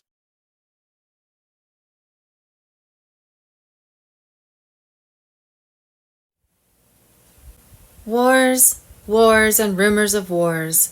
Monday, March 9th, pending. A 48-hour worldwide blackout. Where we go one, we go all. U.S. sovereign under common law. 10 days darkness. Trust the plan. Storm rages patriots. Operation Epic Fury obliterates Iranian terror regime. B-2 bombers hammer 200-plus targets in 72 hours. Collapsing underground missile cities around Tehran with 2,000-pound penetrators. Launchers vaporized instantly. Operatives buried alive. Space Force satellites detect and destroy every attempt. Iran Space Command gone. Cyber hubs smashed. 30-plus warships sunk, including a massive drone carrier now ablaze. Navy torpedoes claim first enemy kills since World War II. Air dominance total, proxies crumbling, nuclear threat erased forever. Trump watches with approval as deep state puppets meet their end. And just a side note, also Iran is pummeling Israel pretty good. I mean, they're getting hit all the time. And the Golden Dome doesn't seem to be catching what's coming through. I guess that's part of the plan. Constitutional Republic restored. Trump invokes Article 2, dissolves foreign U.S. Inc., ends Admiralty law, sovereign common law reigns. Starlink seizes global comms, deep state severed. 1 million white hat troops lock nation. Space Force rules skies. Historic March 5th, 2026 raids. Nabbed high-value targets. Decades of evil names no longer free. Assets froze. Legacy shells empty. Quantum financial system live in 209 nations. Accounts mirrored. Fiat shattered. Iris gone. Fed rotting. Sovereign treasury feels freedom via tariffs. Sales tax ends. Income slavery. Humanitarian funds surge through military channels. 10 days of darkness active. Total blackout of devices incoming. Light returns with emergency broadcasts dropping truth bombs. Declassified footage, confessions, children rescued from elite tunnels, under schools, and mansions. Mass arrests explode. Pedo-Satanists face tribunals. Vatican Ninth Circle exposed as trafficking architects. Epstein files confirm blackmail empires. Obama-Biden pipelines to horrors. 550,000 missing kids. Thousands freed. Adrenochrome farms crushed. Trump voids fraudulent orders. Starlink overrides comms. Debt dies. Prosperity floods. Great awakening peaks. Evil eradicated. Light triumphs. Iran's war plans against U.S. forces exposed. Missiles, drones, sleepers in America, but Trump crushed it ahead. Sleeper cells locked in Austin, Tampa, Miami, D.C., New York City, Chicago, L.A. White Hats dismantle cabal one by one. China, North Korea threats hollow. Storm full force. Demons panic. Empire collapses. Children saved. Wicked fall biblically. Martial law secures takedown. QFS delivers righteous wealth. God wins huge. This is the movie done years ago, now unfolding. Stock up, pray hard, stay vigilant. Trump leads, White Hats flawless, puppet masters fall, Soros caged, empire frozen, election fraud exposed, Dominion tied to global cartel, truth surges, Iran falls, freedom rises, hold the line, victory ours, where we go one, we go all. Monday, March 9th, the war isn't about Iran, it never was. Mr. Poole, final chapter on Telegram. They named Khomeini's son, Mujtaba Khomeini. The man Trump said was unacceptable is now the supreme leader of Iran. Israel responded in 14 minutes, we will pursue the successor, consider yourselves warned. But here's what no one is asking. Why did Trump let them choose him? Why is the most powerful military on earth watching 88 old men in a bunker? Because Trump doesn't care who sits on that throne.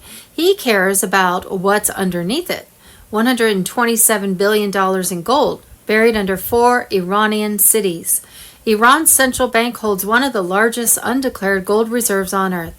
$127 billion stored in underground vaults beneath Tehran, Isfahan, Shiraz, and Mashhad. This gold was never Iran's. It was moved there between 2009 and 2016 during the Obama administration through Swiss intermediaries, Chinese state banks, and the same shell companies that laundered money for the Clinton Foundation. The Iran nuclear deal wasn't about nuclear weapons. It was about creating a vault, a place to hide the deep state's gold outside the reach of U.S. auditors. Obama's $1.7 billion ransom payment on pallets? That wasn't ransom. That was a deposit receipt. They were paying Iran to hold their gold.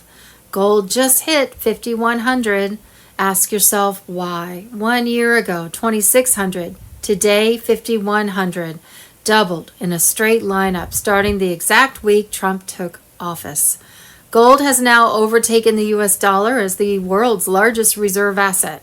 First time since 1971. Analysts project 6,250 by December, but the classified Treasury briefing delivered to Trump on February 28th projects $8,400 by Q1 2027, because by then, the Federal Reserve will no longer exist. Monday, March 9th, Executive Order 14312, the American Gold Standard Act, March 6, 2026. The same day Soros was placed under house arrest, Trump signed Executive Order 14312. No press conference. Page 112 of the Federal Register, title, Restoring Sound Money and Establishing the American Gold Standard. The order directs the Treasury to audit all U.S. gold reserves at Fort Knox, West Point, and the New York Fed within 90 days. Prepare a framework for gold-backed digital currency by September 2026. Freeze all Federal Reserve open market operations pending the audit. Establish a quantum financial system integration task force under the Department of Defense. The QFS isn't coming. It's already being built. Why the war? Why now? Why Iran? Trump isn't bombing Iran to stop missiles. He's bombing Iran to repatriate the gold. Operation Black Sky, the classified order signed on the flight from Dover, isn't about destroying banks. It's about opening the vaults. Every F-35 sortie over Isfahan and Shiraz isn't hitting military targets. They're hitting access points, tunnel networks, elevator shafts leading to the deepest vaults in the Middle East. When those vaults open, the world will see what was hidden. Not just gold, ledgers, names, transactions, every dollar the deep state moved for 20 years. And just a side note, probably a lot of Epstein files and financial records as well. Soros, Clinton, Obama, the Federal Reserve, all connected, all funded through Tehran, all about to be exposed. The war ends when the gold comes home, and the gold is almost home. Constitutional Republic of the United States, Constitutional Republic of Canada. Constitutional Republic of Canada, the only way to Canadian sovereignty. We have a link, no referendum required. Canada and the 1932 Westminster Statute. Government of Canada, and there's the link, Canada, the Illusion Clip 5, Statute of Westminster, 1931. Terrifying warning. The deep state panics as Trump exposes the Iran puppet masters and their leash on America. Q on Telegram. The storm rages in the Middle East. Patriot truth bombs falling faster than Iranian missiles. As of March 2026, President Trump launched Operation Epic Fury, a crushing U.S. aerial assault starting February 28th, with nearly 900 strikes in 12 hours, wiping out Iran's missile sites, air defenses, nuclear facilities, and even the supreme leader.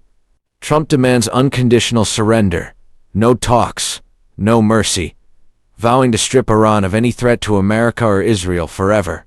Mulus crumbling, drone, missile attacks down 90%, Navy sunk, command shattered. Israel hammers Tehran deep, hitting Revolutionary Guard oil sites, while U.S. forces own the skies. Red pill truth the fake news hides. This isn't just nukes. Insiders expose Trump still leashed by megadonors who don't eat pork, pulling strings from shadows. They push this conflict to spike oil, crash economies, drag America into endless war, distracting from the home fight. Trump boasts forcing Israel in, but the base sees gassed over $3 gallon, trucking halting. Food shelves 3 days from empty, prices soaring, people raging. The old Iran deal was never powered. It was scummy cash narcotics pallets. Billions flown in, linked black ops and Epstein files buried in Iran, Switzerland, Langley, Greenland. Blackmail gold controlling leaders, keeping the cabal alive. Now, with Iran reeling, those files could explode, outing BlackRock, J.P. Morgan, the useful giants rigging everything. U.S. arsenal depleted from Ukraine waste and proxy wars. THAAD. Patriots low after days of ops, production years behind. Contractors ordered to surge missiles, shells 4 to 5x wear on the brink. USS Abraham Lincoln, a sitting duck in the Gulf. Crew furious from endless tours. Blowback looms. Sleeper cells waken. Ports targeted. War hitting U.S. soil. Austin attacks with property of Allah tags. Just the start. Shia vengeance doctrine runs deep. America first? Fort Knox audit tariff cash funneled to wars, not people. SoftBank yanked $200 billion after tariff clubs. No carrot for factories, jobs. H-1B flood rolls. 30M illegals free. No mass deportations. Sanctuary cities exposed. No jails. USAID fraud uncovered. Cronies walk. Trump eyes Iran regime change. Kurds from Iraq. People rising, but unarmed masses mowed down yet powerless. Cuba next? Maduro, gone. Narco evidence flowing. Oil cut, regime collapsing, soon laundering hub exposed. Trump pushes capitalism, free elections, but DC communists resist. War serves Satan ugly, messy, endless domino blowback. Deep state panics. Exposure nears. XRP mooning as giants profit. Patriots rise. Rural America armed to teeth, rednecks itching. Bring it, globalists. The leash snaps. Truth surges. Pray hard, stay vigilant. Good versus evil. White hats advancing. The awakening is unstoppable.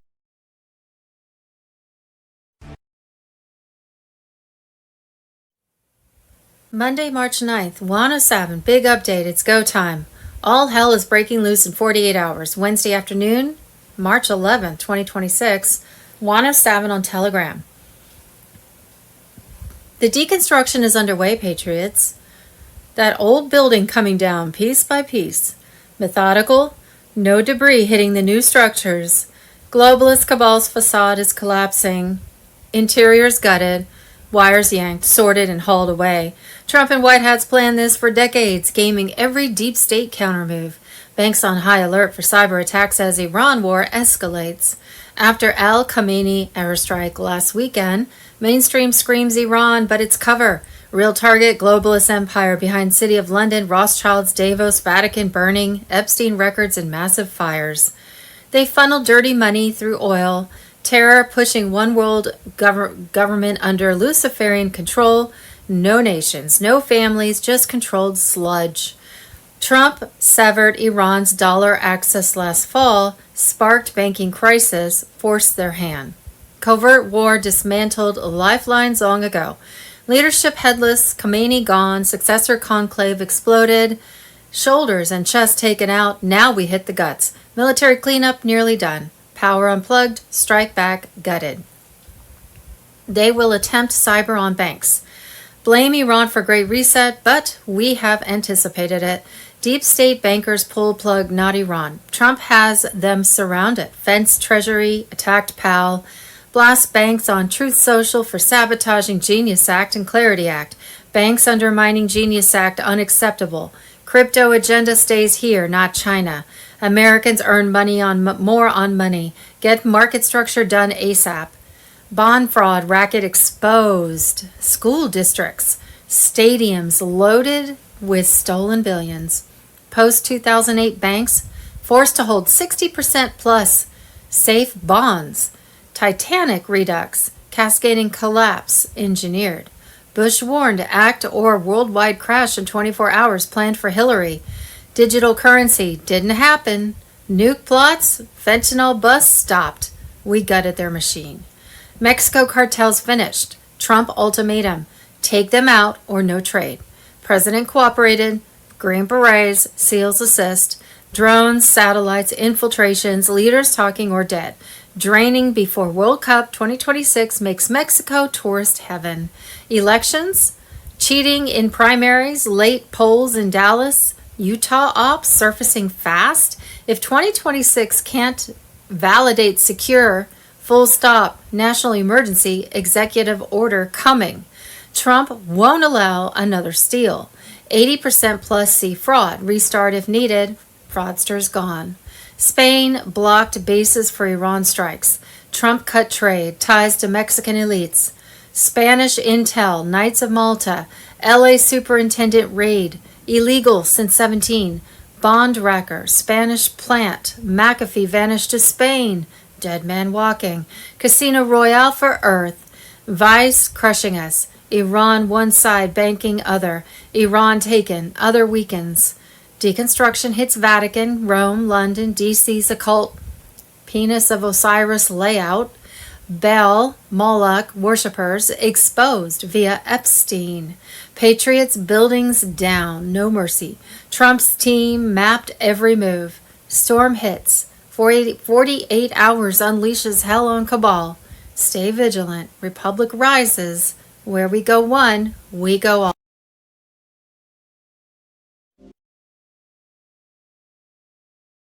Rest assured to the American people, the recent increase in oil and gas prices is temporary, and this operation will result in lower gas prices in the long term. Once the national security objectives of Operation Epic Fury are fully achieved, Americans will see oil and gas prices drop rapidly, potentially even lower than they were prior to the start of the operation. And we will live in a world where Iran can no longer threaten the United States or our allies with a nuclear bomb. What we think we know as of Tuesday, March 10th, 2026. Monday, March 9th, Jake Lang unleashes after Muslims try bombing him with an IED at an anti-Islam New York City protest. We voted in a Muslim mayor 2 months ago, and we had the first Muslim terrorist attack on white Christians. He's basically sponsoring a jihad. The New York City bomb was upgraded to a nightmare level. The homemade bomb thrown at anti-Islam protesters in New York City was packed with TATP, triacetone, triperoxide, an enormously volatile, extremely powerful explosive nicknamed Mother of Satan. Mom Donnie doesn't care. JFK Jr. on Telegram. Monday, March 9th, Gitmo braces for Cuba attack after Trump threatens government takeover. Monday, March 9th, 2026, Southwest Airlines Flight 2094 from Nashville to Fort Lauderdale, Florida, was forced to divert to Atlanta late last night after an Arab-looking Muslim passenger on board the plane threatened to blow the plane up with a bomb. You can see the SWAT team apprehend the Muslim passenger while terrified passengers were forced to put their hands up. Zero media coverage. Share this everywhere. Zero media coverage? Wow. That's pretty out in your face censorship. Deport all Muslims from America. Cue awakening proof on Telegram. Monday, March 9th, Fox News.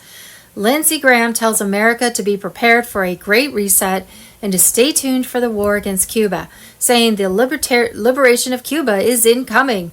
Graham says they are marching through the entire world, cleaning out whoever they think are the bad guys. Cuba is next. Well, it's not exactly happening like that, Lindsey Graham. It's called dismantling the cabal. It's a giant web. Monday, March 9th, the modern-day Democrat Party is not Kennedy's or Clinton's anymore. These people are openly Marxists. Well, Clintons were Marxists and much worse. I'm sorry. They want this country to be destroyed. Obama started us down this path towards Marxism. They hate this country, and they want to destroy it as we know it. We better wake up fast. America is a blessing from God. It's time to reject this woke insanity and stand for America First policies, not this woke commie garbage coming from the left. If you're a Democrat, I'd be embarrassed. I'd be embarrassed to ever say that you were a Democrat because it's so off the charts, over, infiltrated and Marxist and against America. I'd be just embarrassed. I mean, either you're stupid, really stupid and ill-informed, or you hate America. Monday, March 9th, Obama literally created one of the worst terrorist groups in history by deploying the Brennan CIA to create ISIS, which splintered into a jihadist group in an attempt to overthrow Assad in a disastrous joint covert operation with the CIA in Saudi Arabia, which resulted in over 500,000 people killed and displacing over 10 million in the U.S. proxy war with Syria. All roads lead to Obama. Secretary of War Pete Hegseth on Telegram. Monday, March 9th, Senate hearing confirms American taxpayers are funding all the following foreign terrorist organizations: the Taliban, Shabab in Somalia, Hamza Network in Sudan, Hamas, Islamic Jihad, Gaza, Hezbollah, Lebanon, Kataib al-Hezbollah, Iran, Hayat al-Qudr in Syria. Voter fraud. Monday, March 9th, Fox News. Michigan Election Company was transferring American poll worker data to China. He was given the contract by Los Angeles, California Democrats. Traitors. He transferred data on 2 million United States poll workers to China, and the CCP allegedly had a backdoor to the data. Monday, March 9th, a Dominion contractor with 2 degrees swore under oath in her affidavit after working 27 hours at Detroit's TCF Center that she witnessed massive amounts of clear election fraud involving late-night ballot dumps. She detailed how her manager, Nick Economagunas, part owner of Dominion, ordered her there instead of the Detroit Elections Building. She saw vans full of ballots arriving, photos of people carrying ballots out of a Chicago warehouse, and at 4:30 a.m., Mr. Baxter personally brought in boxes from the rear entrance.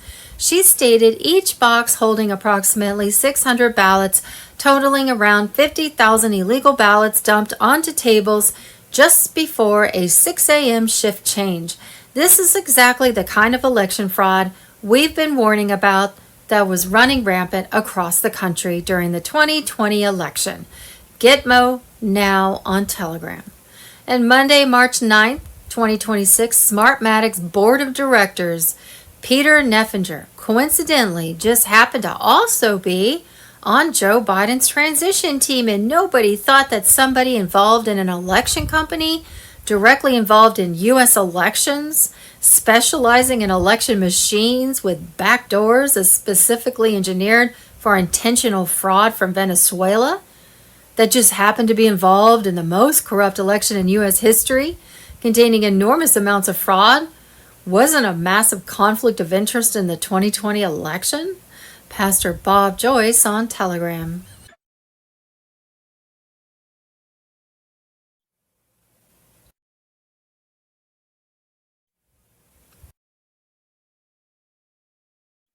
Monday, March 9th, the deep state is not just corrupt U.S. politicians. It's a transnational criminal organization that has embedded itself within governments around the globe and leveraged entire nations to do their bidding, or as JFK called it, a secret society and a monolithic and ruthless conspiracy. SG Anon on Telegram. It is a system which has conscripted vast human and material resources in the building of a highly knit, highly efficient machine that combines military, diplomatic, intelligence, economic, scientific, and political operations. So when it comes to truly eliminating the deep state, it's not just arresting corrupt U.S. politicians and calling it a day, and they have assets that must be destroyed worldwide. The only way to truly save America is to save the world. We must decimate all of the deep state's tentacles to safeguard the future and ensure their evil never rises again, which includes Iran and her terror proxies in the Middle East, as well as the cartels in the Western Hemisphere. Trump is purging the unofficial armies of the deep state. JFK tried to warn us about this monolithic and ruthless conspiracy that was fueling the Cold War from the shadows, and he was murdered for trying to expose it.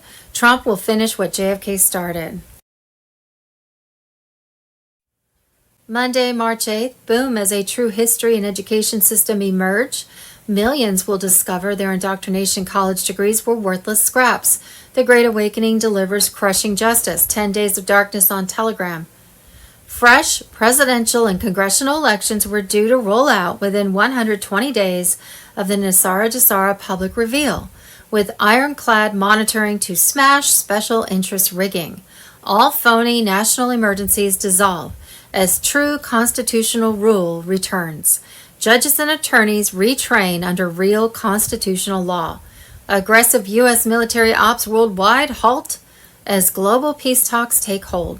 Massive humanitarian funds unleash, while over 6,000 suppressed patents, free energy devices, anti-gravity tech, shattering the national security lies that protected the elite. Nothing stops this storm. Patriots worldwide rise as the veil rips away. The deep state's worst nightmare unfolds. Justice, prosperity, and sovereignty for all true Americans. Hold the line. Victory is here, and the Republic is reborn stronger than ever. The best is yet to come. 72 hours until all hell breaks loose. President Trump on Tuesday, March 10th, 2026. Judy note, this week the Global Military Alliance has been very busy dismantling the deep state's global empire, money laundering, illegal bioweapons, and elite blackmail networks because they were not Basel III compliant. Central banks across the globe have been forced to close. They just haven't told you yet. They were freezing individual accounts along the way, so it was advised to get your money out now. Although all individual accounts worldwide have been mirrored onto the new quantum financial system, that won't be available to the general public until April. Stock up on food, water, cash, and essentials to get you through. Billions of US dollars in Vatican bank transfers have been linked to trafficking and population control, so that money has also been frozen worldwide, with child trafficking rings moving victims undetected across borders. The alliance made sure the tunnels were collapsed, the cabal stockpiles of food and essentials confiscated, to be handed out to those unprepared for disasters about to occur. In fact, the deep state was in a full state of collapse. Iran was down, with their first two candidates for a new leader gone. The supreme leader's palace was a glowing crater. Nuclear arsenal turned to glass. Iranian army, navy, air force, no more. The Clinton Foundation servers have been seized. Trillions in black money laundering exposed. The Epstein client list was streaming unredacted. naming top elites, many of whom were already headed to Gimmo. The Global Military Alliance has been busy dragging every satanic elite from Davos to D.C. into custody for tribunals and hangings. In Canada, massive underground trafficking tunnels and vaults north of Quebec were raided by U.S. forces. Elite bunkers stockpiled with gold, weapons, food hoards, and off-grid tech for the globalist doomsday plans. Across the Caribbean, U.S. Navy destroyers were locking down elite private islands used as trafficking hubs and escape havens. In Europe, CIA black sites tied to the old deep state operations have been permanently shut down. In Switzerland, a massive server farm near Lake Geneva, the heart of off-book crypto payments for child trafficking, illegal AI experiments, and Epstein-style blackmail, was overrun and dismantled. Be prepared for the months ahead. They are full of disasters. And during his subsequent near-death experience, received instructions from God about the need to prepare for future disasters that would begin in a few days on Sunday, March 15, 2026. I am posting it because everyone needs to be prepared for any type of disaster and not to depend on the government or others to save them. There was no way of knowing if what he said was valid. You will need to pray about it. According to what Peyton was told, Sunday, March 15, 2026 would be the start of chaos, where a series of disasters would begin, mainly in the U.S. In July was the Great Deception, where a digital link would be presented to unprepared, traumatized people trying to survive the disasters. The link would join them to the deep state, where their lives would be completely controlled by Satan worshippers. He was told that because of pending disasters, there were 7 cities that people needed to immediately evacuate from: Seattle, Washington, San Francisco, and LA, California, Houston, Texas, Chicago, Illinois, New York City, Chicago, Illinois, and Miami, Florida. People were urged to relocate to one of the 7 refuge states of Alaska, Montana, Idaho, Wyoming, North Dakota, South Dakota, or Utah. People there had heeded God's warnings and were prepared. There they could live in peace off-grid, grow their own food, and not be controlled by the deep state Satan worshippers. People were urged to have at least 7 essentials on hand: a water filtration system, solar power, heirloom seeds, medical supplies, communication which does not depend on power from man, hand tools which do not depend on power in order to use, and most important, to live by God's word. There were also interesting dates presented, which could be related to the restored republic and global currency reset. Sunday, March 15, 2026, starting of chaos. Sequence begins. Wednesday, April 15th, Seattle, Washington experiences a devastating 9.2 quake and tsunami. Thursday, Saturday 23rd, Monday the 25th, April, Thursday, Saturday the 23rd, the 25th, and Monday, April 27th, 2026, LA, California, earthquakes. Friday, May 15th, 2026, San Francisco earthquake liquefaction. Sunday, June 7th, 2026, quake liquefaction causes Mississippi River to flow backwards. Missouri, Tennessee, Arkansas sink in liquefaction for thousands of miles, all of which cuts off the U.S. East from the U.S. West. The U.S. government was paralyzed because of disasters and could not help. Tuesday, June 9, 2026, New York. Water floods Manhattan and goes 15 miles inland. Sunday, July 12th, Houston, Texas, flood and fires. Monday, August 3rd, 2026, Chicago, Illinois. Heat wave grips the Midwest where transformers collapse. Sunday, September 20th, Miami, Florida, rising sea level envelops city. Tuesday, March 10th. Global currency reset. Tuesday, March 10th. Foreign currency and Zim bond holders in Tier 4B. Watch for emails from Wells Fargo that will tell you how to set up your currency exchange bond redemption appointment. QFS secrets on Telegram. Tuesday, March 10th, Bruce, the big call. A high source said, if all goes well, Tier 4B should be notified to set exchange redemption appointments by noon Wednesday, March 11, 2026. Tuesday, March 10th breaking. We're getting close to the moment we've been waiting for. The final activation steps are anticipated to take place over the course of the next 24 to 48 hours. The start of the new financial era, which has been quietly developing behind the scenes, could be announced by official notifications at any time. Tier 4B ISO 20022 on Telegram. Worldwide activation. The live phase of the reset is rapidly approaching. Financial authorities and central banks from various regions are coordinating to confirm the changeover in unison. The new quantum-secured monetary system will start functioning publicly as soon as the switch is recognized. Access Wallet. There will be detailed instructions on how to get into the QFS wallet. I'll be one of the first to access the updated digital assets by logging in. The rollout may include secure system alerts or encrypted app updates. But because of the thorough planning that has already been done, it should be easy.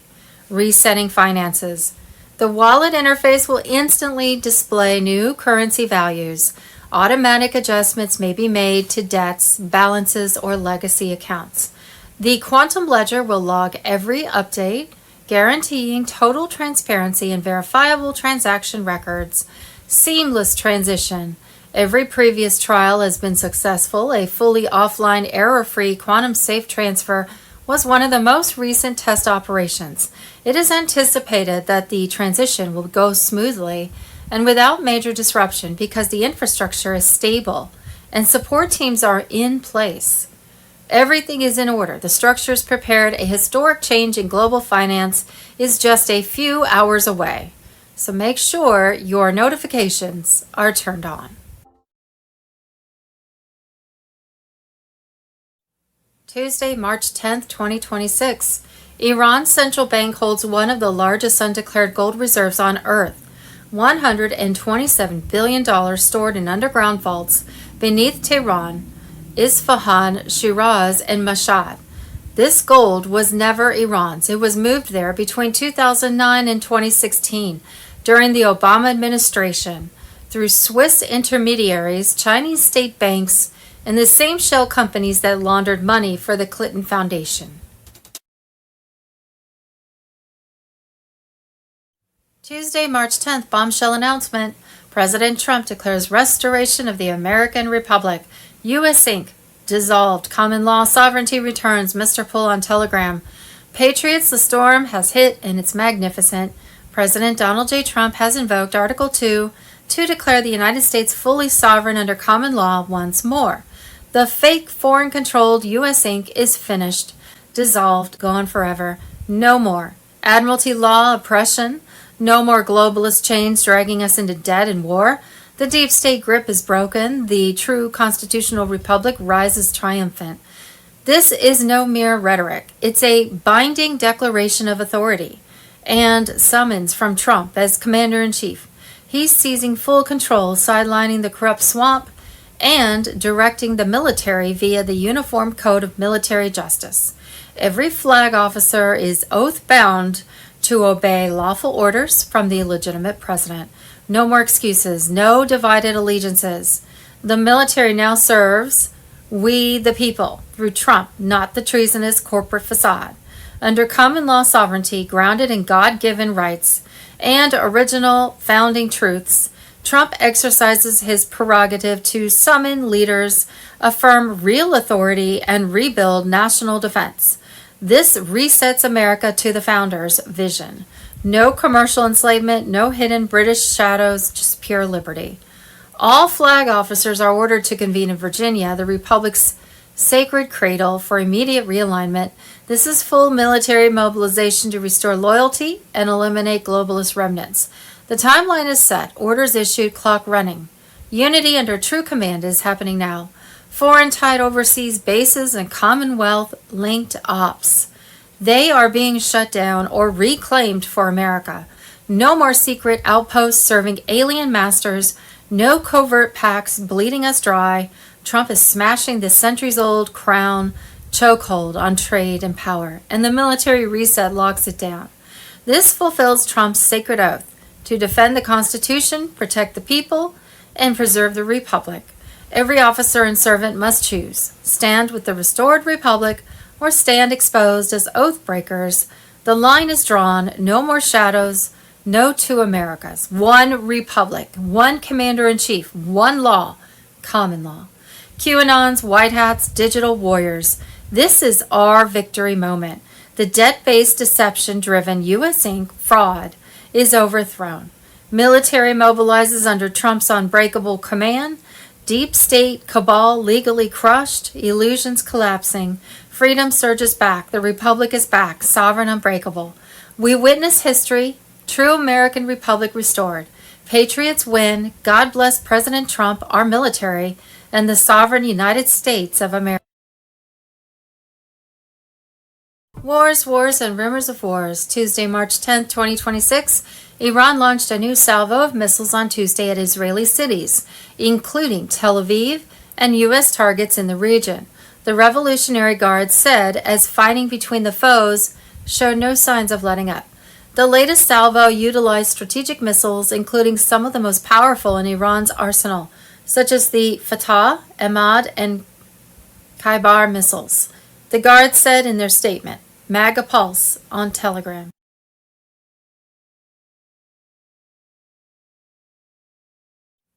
Tuesday, March 10th, breaking. Mass traumatic event incoming. Trump crushes Iran and the deep state cabal. Q on Telegram. Fires rage across Tehran as U.S. and Israeli strikes obliterate Iran's oil facilities. Skies lit with explosions, oil spilling everywhere. This is the massive attack Trump promised. The big one hitting hard today. Netanyahu tells Iranians freedom is near. Air Force hammers key infrastructure while IRGC missiles fail. Trump vows relentless strikes until unconditional surrender. Regime crumbling fast. Intel confirms precision hits, 3 F-15s down. B-2 flybys boosting morale. Commanders furious at past tricks like Israel sinking U.S. ships to spark wars. But Trump masters the political minefield, exposing true enemies. Deeper view. Trump dismantles British central bankster grip in the Middle East, blocking power shift to Shanghai via proxies like Iran and Qatar. Ripple overtakes SWIFT. Kraken taps Fed, cabal in panic. Trump surveys Zionist warmongers, collecting treason proof. Massive trap set. Destroyed Qatar Space Force site was British-controlled hub. Now U.S. owns it.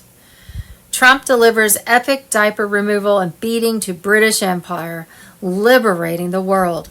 Lloyd's pulls insurance. Starmer begs forgiveness at mosques. Exposure complete. City of London next. Wars traced to Britain using Israel, China proxies. Drugs, opium wars, endless conflict. Trump squeezes China, Mexico, Venezuela handled, Brazil soon. Leviathan huge, but Trump slices it piece by piece. Brace. Fight back fierce, but patriots win.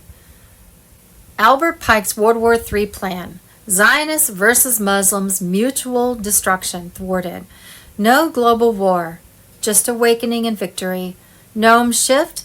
Arrested congressman. Now ambassador, targeting cartels with expanded reach.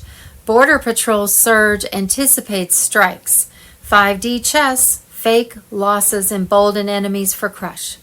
Greatest story ever told. Military ops since stolen election. Brennan's grand jury active.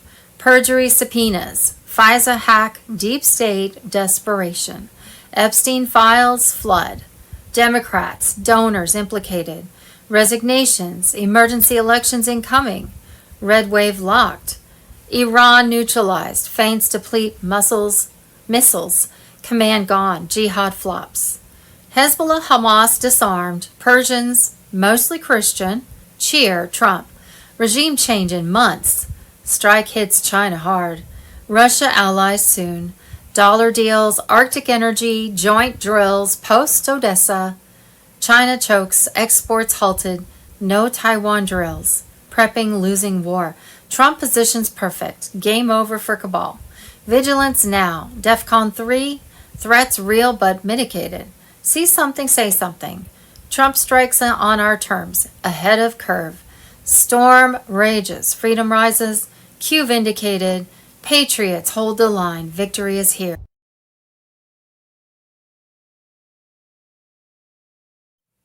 Guru Information and Intel. Tuesday, March 10th, massive military news. Trafficking tunnels discovered in Canada. U.S. troops raid elite private islands. CIA black sites shut down across Europe. Vatican bank transfers frozen solid. Carolyn Bessette Kennedy on Telegram. As of December 30th, 2025, U.S. Special Forces operating under direct orders from President Trump have launched a series of devastating raids this very week. These are no drills, no fake news distractions. These are precision strikes dismantling the deep state's global empire of human trafficking, money laundering, illegal bioweapons, and elite blackmail networks. The cabal is in full panic mode. Their escape routes cut off, their hidden fortunes seized. In Canada, massive underground trafficking tunnels and vaults north of Quebec have been exposed and raided by U.S. forces in covert operations. No warning to corrupt Canadian officials. These elite bunkers were stockpiled with gold, weapons, food hoards, and off-grid tech for the globalists' doomsday plans. Evidence points to direct links to child trafficking rings, moving victims undetected across borders. It's all being destroyed right now. The tunnels collapsed, the stockpiles confiscated. The deep state thought they could hide up north, but Trump said no more. Across the Caribbean, U.S. Navy destroyers are locking down elite private islands used as trafficking hubs and escape havens. These luxurious hideouts, owned by the richest cabal families, were raided hard. High-profile assets seized, servers holding blackmail files on politicians, and Hollywood pedophiles captured. Submarines and private jets trying to flee. Blocked cold. The elites are trapped, their private paradises turned into prisons. In Europe, CIA black sites tied to the old deep state operations have been shut down permanently.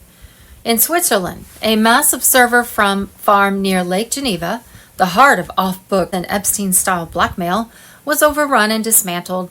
This was no ordinary data center. It stored the digital dirt on the global elite, funded by Rothschild shells and protected by mercenaries.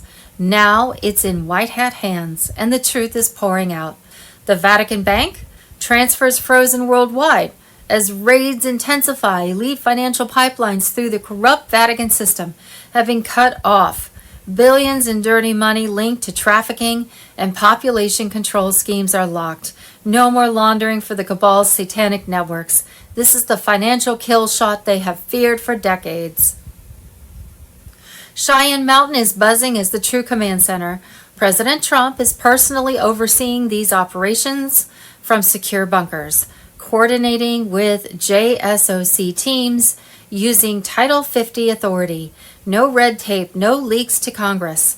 Samples from destroyed biolabs and raided sites, designed for chemical sterilization and global depopulation targeting America. Africa and beyond are secured there. Putin and Trump are aligned quietly, taking out shared enemies like Rothschild crypto vaults. AI tools are now hunting traitors inside the military and government, spotting deep state moles, sabotaging our nation from within. The Navy's blocking every escape, drones striking remaining hideouts. This isn't cleanup, patriots, this is total takeover. The elite system is collapsing before our eyes from these hellholes as we speak. The Great Awakening is unstoppable. More raids are coming, bigger names falling, more tunnels exposed, full exposure of the 2020 steal, and Epstein lists on the horizon. The military is the only way, and under Trump, they are delivering justice like never before.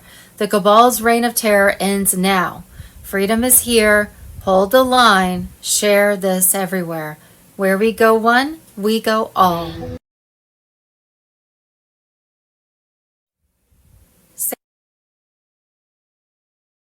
Tuesday, March 3rd, economic shockwave.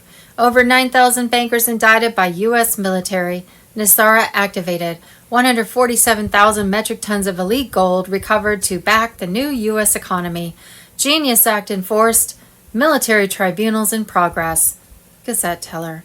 Tuesday, March 3rd, Fox News, it's official. Trump just nullified 92% of Biden's executive orders citing illegal auto pen use. Democrats in full panic, emergency decree signed. Perjury charges on the table. Tuesday, March 3rd, it's over. Trump severs the special relationship, decoding his direct message to the City of London. Bombshell alert. 2. Treasury Secretary Scott Bessent orders massive bank audits by IRS in $18 billion Minnesota welfare laundering scandal. Tuesday, March 3rd, bombshell report.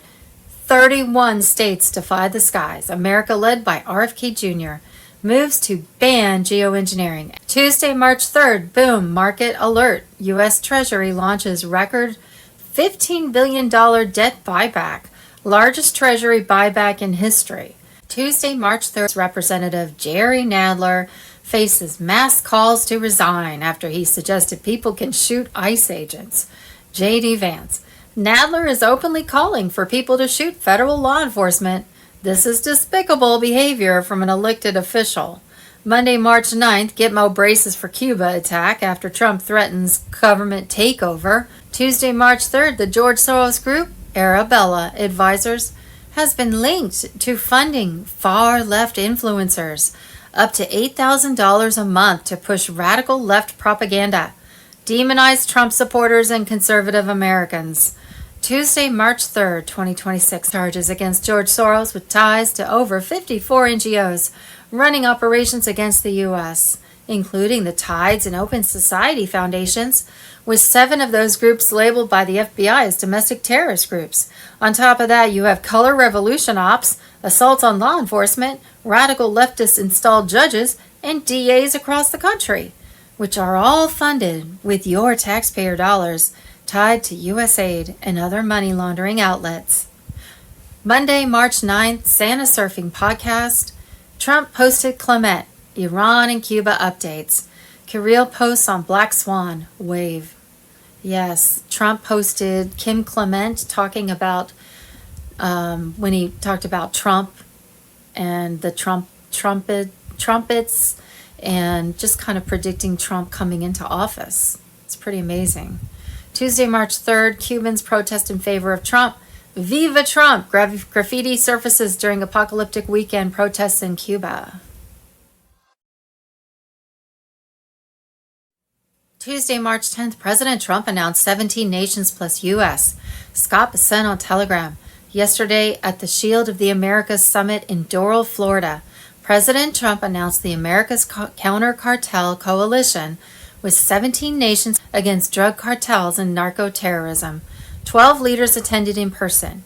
Argentina, Javier Milei; Bolivia, Rodrigo Paz Pereira; Chile, Jose Antonio Cast, President-elect; Costa Rica, Rodrigo Chavez Robles; Dominican Republic, Luis Abinader; Ecuador, Daniel Noboa; El Salvador, Nayib Bukele; Guyana, Mohamed Irfan Ali; Honduras, Nasri Tito Asfora; Panama, Jose Raul Molino; Paraguay, Santiago Peña; and Trinidad and Tobago, Kamla Persad Bisacera.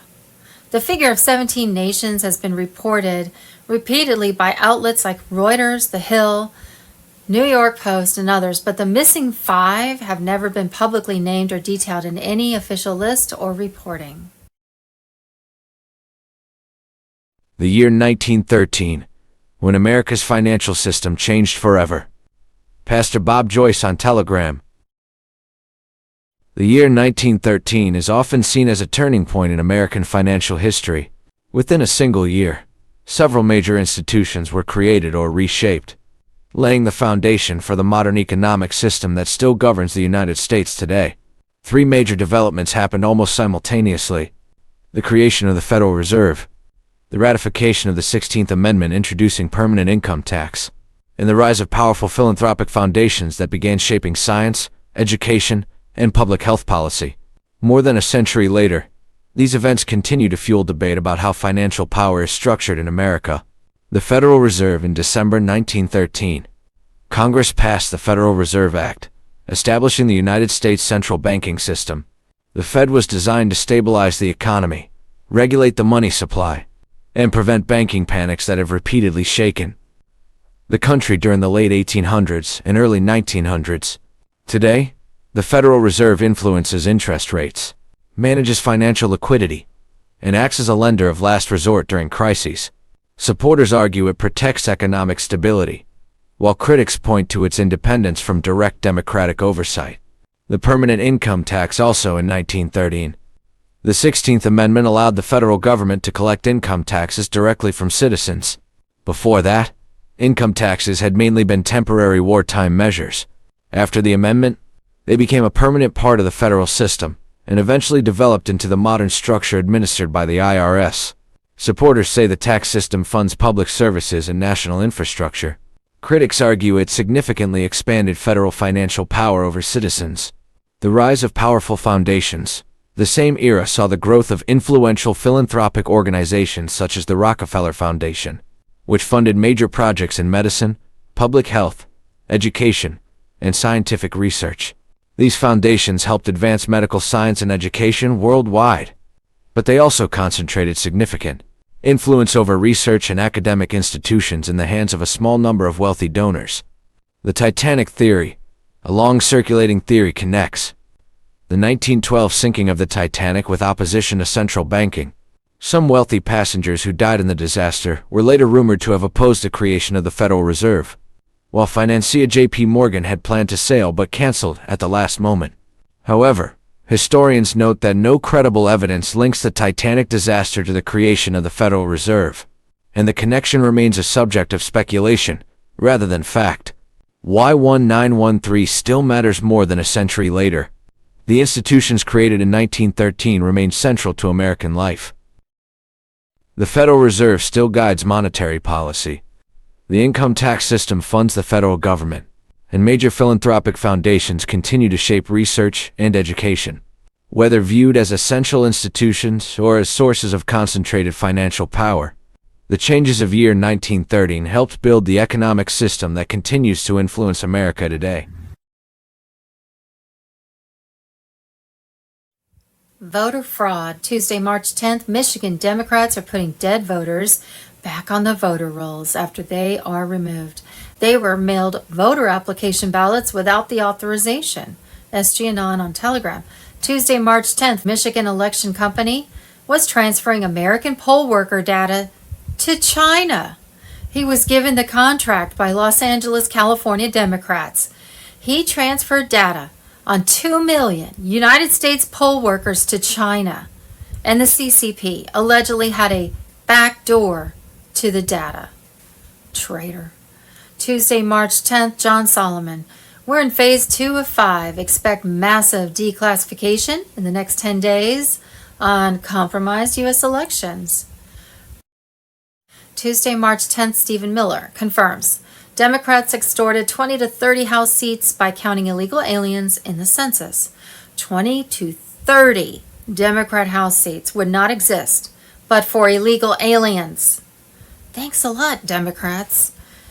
But President Trump has instructed the U.S. Department of Commerce to begin planning a new and highly accurate census that would exclude illegal aliens from the population count. Uh-oh.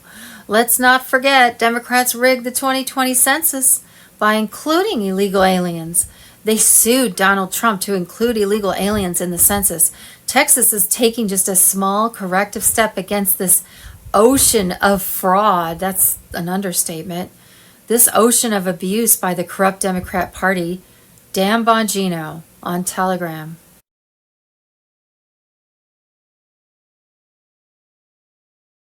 A serious power struggle is going on, and it looks like we're all going to have to take action in order to make this thing happen.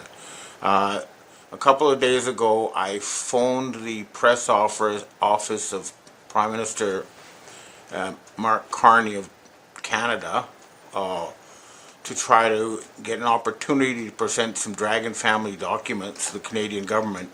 They have ignored me, and this is a serious insult to the Dragon family that will not go unanswered. So we are now demanding that Mark Carney meet me in person for a debate. to discuss the future of Canada and this planet. I am hereby formally challenging him for power because he was not elected as Prime Minister. He was selected. He was chosen by a bunch of Freemasons who then stole the election to create the result. But unfortunately, it looks like he is being blackmailed or for something because he is not going along with the program we all decided on, which is to create a future planning agency. So you have been warned, and you know from your sources that this is real. These are real people, and they're not going to let this insult go unanswered. So we'll give you until September 11th to formally reply to us. And I think that September 11th date is a good date for a lot of people to make a lot of demands to see if we can't use that as a new date to throw things overboard.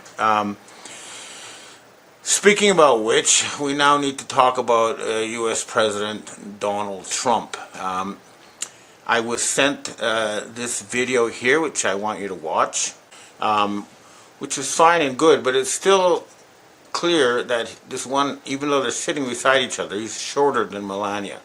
So what it looks like has happened is the white hats have taken the Trump avatar, the short fat one, and are starting to use it for their own purposes. And we can see that with the comment they posted about Operation Warp Speed, where basically they're saying, well, we thought we were trying to protect everybody, but if it turns out we were lied to, we're not going to cover that up anymore. So they're covering their own asses while at the same time, and that's a good sign that this new Trump, or this old Trump reading a new script with Melania at his side, is a sign the white hats are back in control. But to confirm, this is not the original 6'3", 190 centimeter Trump. Take a look at the video of this Trump standing beside the Polish President Rocky. Pardon me if I didn't pronounce that right. Now Rocky is 5'10", and this Trump is clearly about the same height. So it still looks like the American people have lost their president, and a group is trying to keep the pretense of him being alive because there's so much money and power involved in having that presidential signature that can authorize all these funds. And that's what I think you'll see is going on with all these tech people gathering in the White House, pledging huge amounts of money. They're saying we're going to relaunder all this Fed funny money in the United States, basically. But take a look at the clip and you'll see what I mean. So, you know, the West is going through a lot of trouble, but I think we really are going to see some kind of revolution in Western Europe this fall. Now, I think the situation in Germany is going to be especially interesting because the opposition AfD is almost certainly going to win the next election, and there's a lot of pressure to hold an election soon.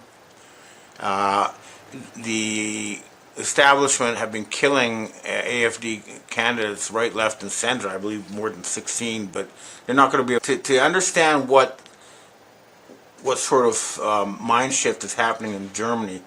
Please take a look at this clip of an ad put out by the AfD. I don't think, I know from their comments and their other things, they're not racist per se, but what they are saying is the elites have deliberately flooded our country with military-age, non-Christian men who appear to be getting a salary from somewhere and who are causing a huge, jump in crime rates. And a lot of them are welfare bums who are bankrupting the country.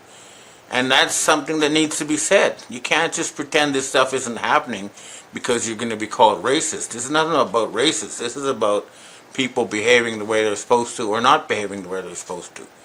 And when you have a bunch of antisocial people who come into your country and causing crimes, my advice to the Germans is that with very few exceptions, most immigrants who are now on welfare should be asked to get a job or leave. That's what I would do. Then you can get the useful ones and get rid of the criminal trash that came along with them. In any case, there's also going to be something happening in the UK for sure, because it turns out they arrested 12,000 people in the UK in 2023 for things they wrote online. This is not the England of the Magna Carta, where your leaders can arrest you for no good reason whatsoever. This is something very serious, and we know that Keir Starmer is one of the blackmailed pedophiles from Epstein Island, and that is not going to go away. He's going to be removed. Same with Merz in Germany. He's going to be removed. And well, Mark Carney, I think your time is running out. Our patience is running out, and we're going to out you as a criminal who got placed by a stolen election unless you move out. But in France too, we're getting calls from French intelligence saying, please do not have Emmanuel a puppet reading a script. He holds the presidential authority, which gives the White Hats an opportunity to use him to make serious changes in France.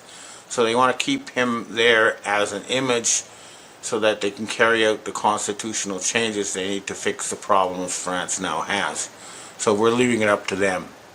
But we'd like to hear from the people who have this new Trump reading his script. We'd like to talk to them. But I think they should understand that Western leadership right now is in serious trouble. What are they saying? What are they telling our people? They're saying,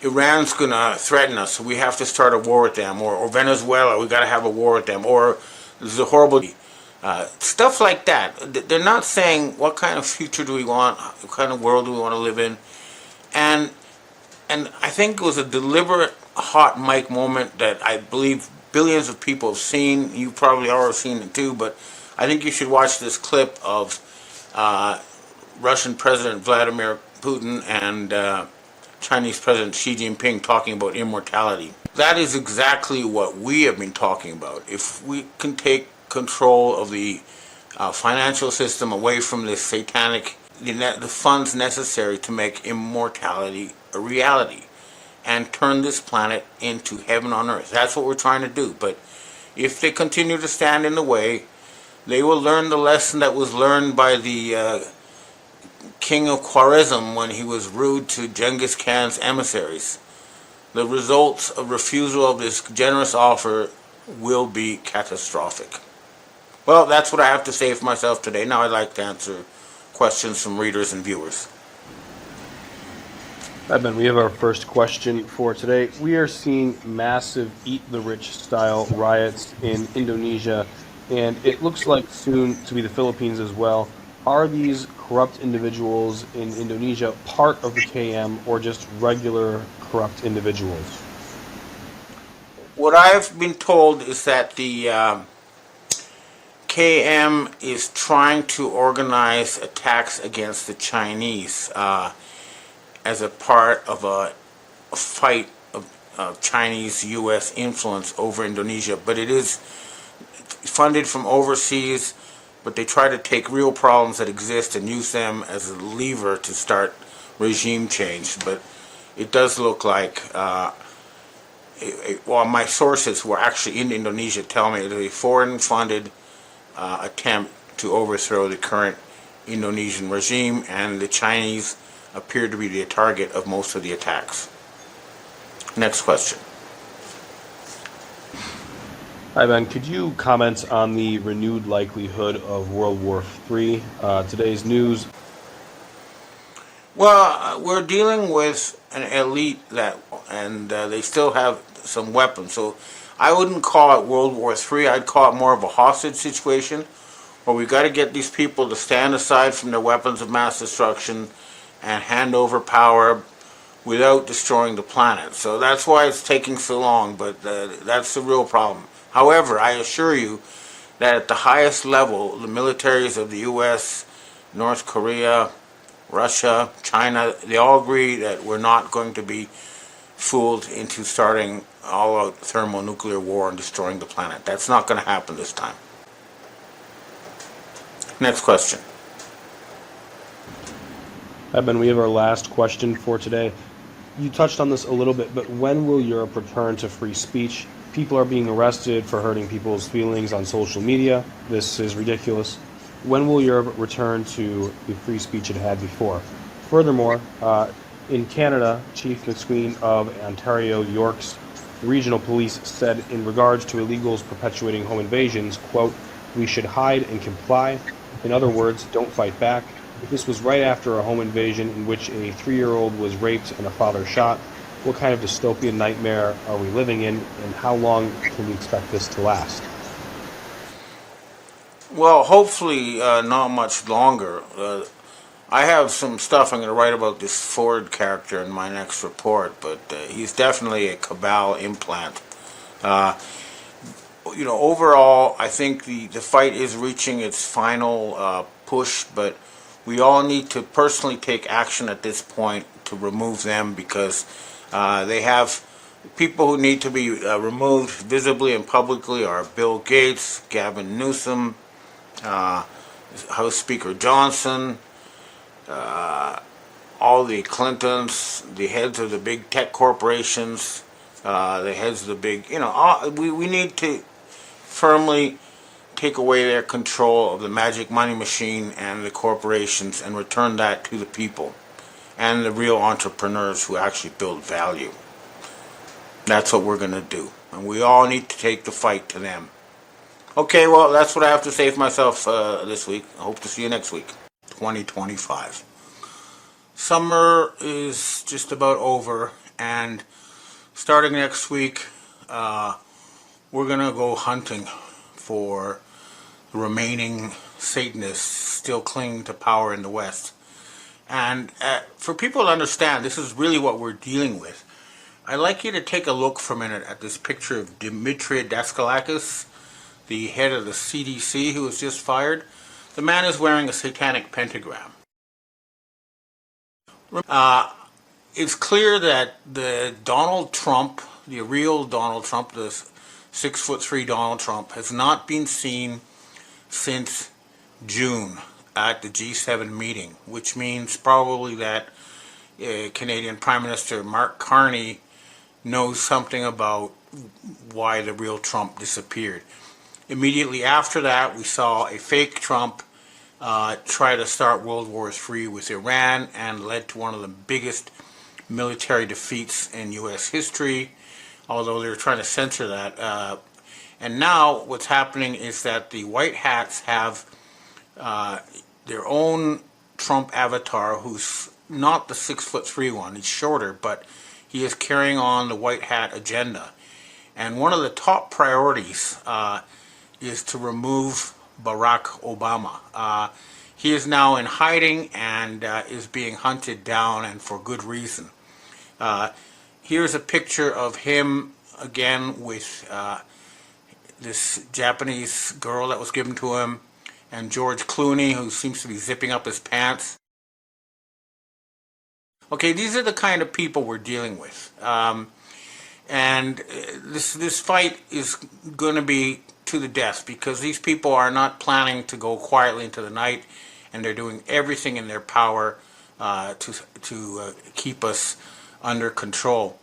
This week I was sent a whole bunch of videos of crime taking place in Canada and Western Europe and the United States. There are large groups of young, and let's face it, we have to admit the truth, they're black people looting health food stores, looting malls, smashing stores, and attacking people. And this is not some kind of racial thing in the sense that blacks are more likely to be criminal. It's just that this seems to be organized by people connected to Obama. They're trying to start civil unrest to justify a military crackdown, but it's blowing up in their faces. In any case, just one example. Take a look at this video from a shopping mall in Toronto. This is what these people are doing to Canada right now. Just a tiny example. There's so many videos. I decided not to show more than one, but you get the idea. There's a deliberate attempt to create crime and disorder in all Western countries, and the people involved are none of them of European descent. So this is a foreign invasion, whether you like it or not, and we need to fight. This is a fight for the death, and it is happening. There's a lot of good things going on.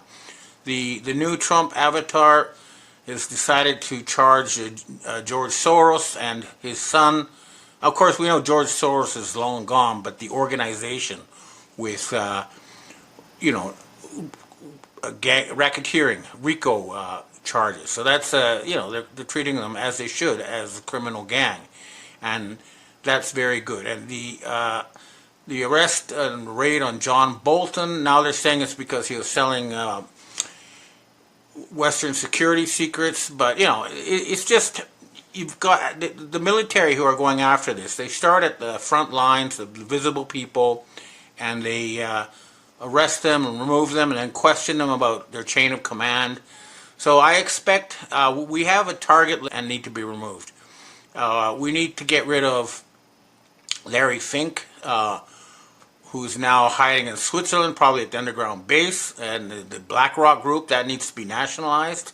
Of course, Bill Gates needs to be arrested, or whoever they have acting as the Bill Gates avatar. But that whole huge source of money and wealth needs to be returned to the people. And right now, the high-tech companies are creating massive, massive AI databases. And these are not, for business reasons, because only 5% of AI companies are profitable. This is about some kind of control over us using an artificial intelligence. And to understand just how big a problem we're dealing with, watch this clip of Donald Trump showing just how big these factories are. So you can see there's something very, very strange going on there with all the U.S. Money being invested in AI data centers that don't really put food on the table or a car in your garage. They're just, made to put you in a digital prison. And that's not how we should be investing in the future. So that's another thing that's going on. Now, people are, up in arms all over the world. This is not just a situation for the West anymore. Another country that is now about to free itself from Khazarian mafia control is Indonesia. This is not being reported anywhere, but there are massive riots taking place in Indonesia, and it looks like the people are ready to overthrow the government there. The trigger was this delivery driver and the police pretending nothing happened. Take a look at this clip to see just how serious this situation is there. Fight over the Federal Reserve Board. We're seeing that a Federal Reserve Board governor by the name of Lisa Cook has been fired and is fighting this. This is actually very important because, let's face it, an African-American lady is not going to become a Fed governor unless she was put there by Obama as his agent. And I know from my own dealings is that huge amounts of Federal Reserve funny money have been funneled through Obama to finance all these riots and all this other stuff that's going on. So firing Lisa Cook and removing her ability to funnel huge amounts of funny money to Obama and his group is a very good thing, but it doesn't go nearly far enough. Now that brings me to the topic of Nesara Gesara, which right now a P3 Freemason by the name of Marco Di Mauro is in the Philippines, again looking for gold to back some kind of Nesara Gesara project. But I can tell you right away, it's not going to happen. The reason it's not going to happen is because the people behind Nesara Gesara seem to think that the United States can decide this all on its own. They cannot. The United States is the most indebted country in world history, and they cannot just sort of announce a reboot without the rest of the world agreeing. And the rest of the world does not want to keep the current regime or system of the United States in place anymore. They want complete regime change. And our group, the White Hats in the military and the agencies, together with allies worldwide, have a very different proposal. What we're saying is that right now, Western governments have been hijacked by a satanic messianic cult. And the evidence for this is now everywhere. It's not, hidden. They really thought that they could come out of the closet and force us all to bow to Lucifer. And there are, many public statements by UN officials and others saying exactly that. And this group that now controls the Western financial system have, as we've proven again and again, been trying to start World War III and kill 90% of humanity and enslave the rest. They do not have our interests at heart, and we must not allow them to continue to control the financial system. And something is definitely going to happen, because as we see with the firing of the CDC and the arrest of other Obama officials, something big is happening. But even more important, I expect serious fireworks in the Middle East as the final takedown of the satanic state of Israel begins. Russia has evacuated all its diplomats from Israel, and the United States is abandoning its military bases in Iraq. And we're hearing that a final move to go in and kill these, we want war crimes trials. We don't want this to be hidden. But they are going into Israel to finish that horrific show there and the ongoing public genocide, which is just not something that modern humanity should tolerate. Now again, our group, what we're proposing is, first of all, we have basically unlimited funding from the Dragon family. When I say basically, I mean it's got to be backed by the real world. So the limit is the real world, but that has plenty. So we're talking about financing. Once the Federal Reserve Board crime syndicate is overthrown and Western Europe and North America are liberated, the first thing we're going to do is cancel all debt, public and private. So that will be an immediate end to Babylonian debt slavery. At the same time, there will be a redistribution of assets. All the money that was stolen by the 0.1% from the 99% through financial fraud, i.e. creating money out of nothing and handing it to their buddies, will be returned. So that should be about $100,000 at least for every man, woman, and child in the United States, and something equivalent for Europe and Canada. So that's one thing we're promising. And we will not punish real entrepreneurs or people who created their wealth by building stuff. We're only going after the fraudsters who just put money in a bank account that is not backed by anything and use that to take over corporations or people's homes. So this is what we're talking about. And after that, we will follow the West will study the best economic systems seen ever on this planet, and then come up with something even better so that we can start to outcompete and outgrow the Chinese. Right now, as things stand, China is moving leaps and forwards into the future, and we're stuck in a internal, undeclared civil war against a parasitic class that has seized power, and that cannot be allowed to continue. So again, next week we're gonna, the campaign is going to start, but we want to make sure this time it's final. We, every year we have an autumn offensive, and then things seem to be going in a nice direction, and suddenly it turns around. We don't want that to happen anymore. We want to finish this. And the French intelligence have been contacting me, and they're saying that they think the key to ending this will be to overthrow President Emmanuel Macron. And they explained to me that he needs to be kept alive because he is the most despised president in French history and cannot appear in public without being attacked by a mob. So keeping him as a figurehead to represent the evils of the system that's being overthrown is necessary, but that is likely to happen. And again, we're talking about Brigitte Macron, also known, whose real name is Jean-Michel de Rothschild, is the real leader, and this is a person who, behind the scenes, is giving orders to people like the German Chancellor Merz or that horrific, widely hated Prime Minister Starmer in the UK, etc. So he is the key. And also in the United States, as we're seeing, Barack Obama, Hitler is being hunted. That's very good. And they're bringing up the election theft, which is very good. We need to keep the pressure on these people. They cannot get away by, you'll just be replaced. But we are hearing and we're seeing public statements that they're saying Trump's hand is swollen, his ankles are swollen. I think they're going to announce the official death of the Trump avatar, and then J.D. Vance will become president, and hopefully he'll carry out the agenda to finally liberate the American people and the people of the world from the satanic hell that we've been subjected to for all these years. So everybody, next week, it's September, and let's all go on the warpath. Let's finish these bastards off. Your family and your friends. This is serious. And if you're in the military, you're in the agencies, locate the people in your command structure who are obviously compromised and remove them.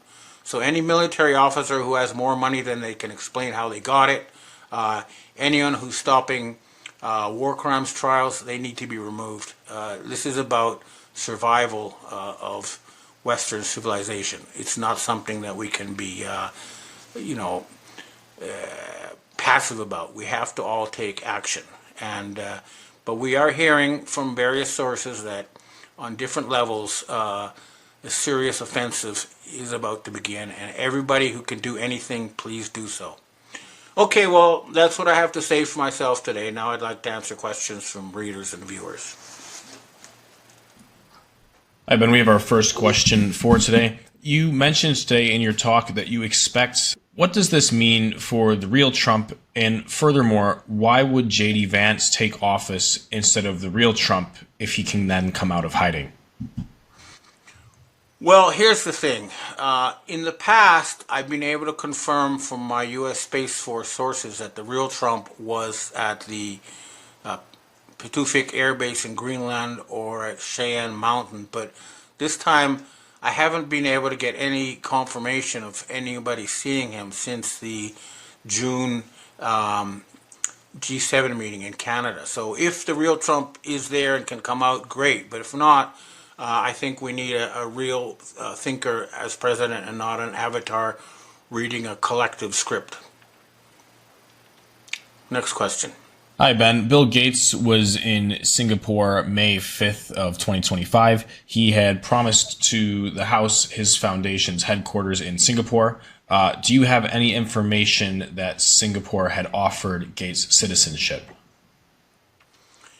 I do not, but I know that Gates, the avatar Gates, has been actively looking for somewhere that will offer him shelter. He tried to come to Japan, where he built a huge bunker in the mountains, but the Japanese government told him to get out. So now he's obviously offering huge bribes to Singapore in exchange for protection. But my advice to the government of Singapore is do not let that snake into your country. Next question. Hi, Ben. On the Gates question, how has he not been dealt with yet? It seems like most of these Satanists lay low, but Gates... Well, clearly we have a powerful faction that has their own military protection. They're concentrated in the Silicon Valley, West Coast high-tech companies, and I'm assuming that's why action has not been taken. At a certain point, we probably need to send white hat troops into the headquarters of the high-tech companies and force them to stop their satanic agenda and their attempt to put us into an AI-controlled digital prison. And that includes Gates, or the group of Nazis using Gates as their symbol. But we all need to ask, why is that man not in jail? Why is he still appearing in public calling for crazy and destructive stuff? It's something that it kind of boggles the mind that he's still there, with so much wealth and power when he should be in jail. Next question.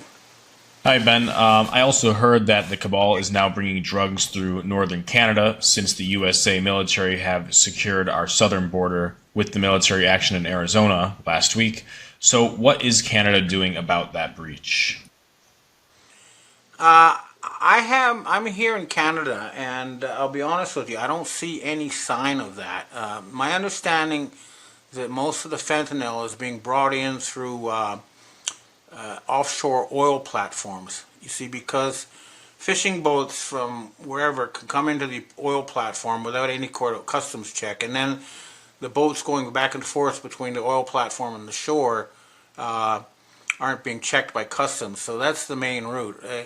The trying to blame Canada for fentanyl is just using an excuse.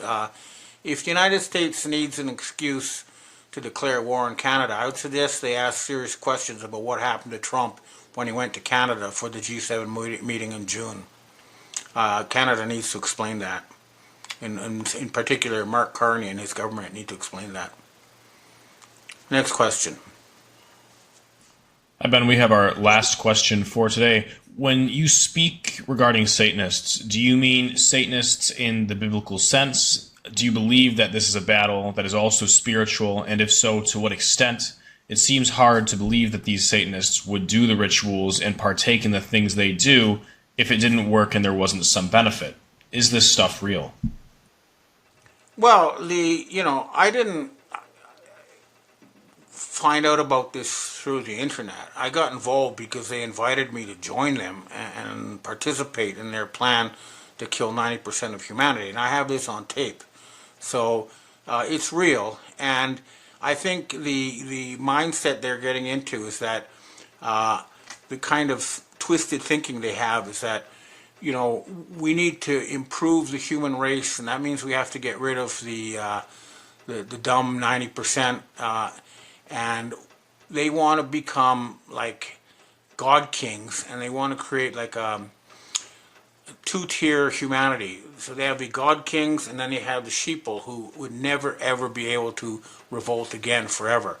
So as Henry Kissinger once said, in the future it'll be as impossible for the people to rebel against us as it is for a sheep to rebel against a farmer.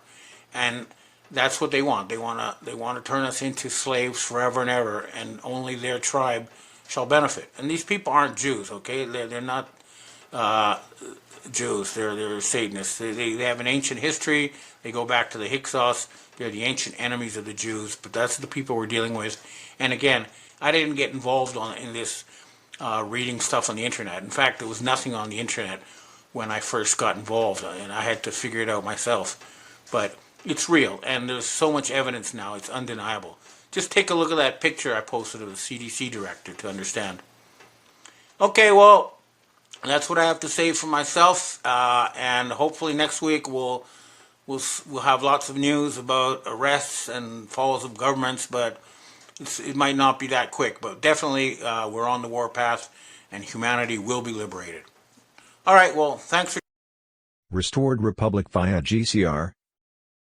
Judy note, this week the Global Military Alliance has been very busy dismantling the deep state's global empire of human trafficking, money laundering, illegal bioweapons, and elite blackmail networks. Because they were not Basel III compliant, central banks across the globe have been forced to close, they just haven't told you yet.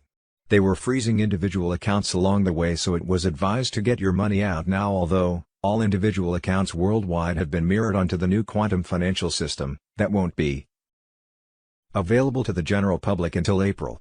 Stock up on food, water, cash and essentials to get you through. Billions of US dollars in Vatican bank transfers have been linked to trafficking and population control, so that money has also been frozen worldwide. With child trafficking rings moving victims undetected across borders, the alliance made sure the tunnels were collapsed, the cabal stockpiles of food and essentials confiscated, to be handed out to those unprepared for disasters about to occur. In fact, the deep state was in a full state of collapse. Iran was down, with their first two candidates for a new leader gone. The supreme leader's palace was a glowing crater, nuclear arsenal turned to glass. Iranian army, navy, air force, no more. The Clinton Foundation servers have been seized, trillions in black money laundering exposed. The Epstein client list was streaming unredacted, naming top elites, many of whom were already headed to Gitmo. The Global Military Alliance has been busy dragging every satanic elite from Davos to DC into custody for tribunals and hangings.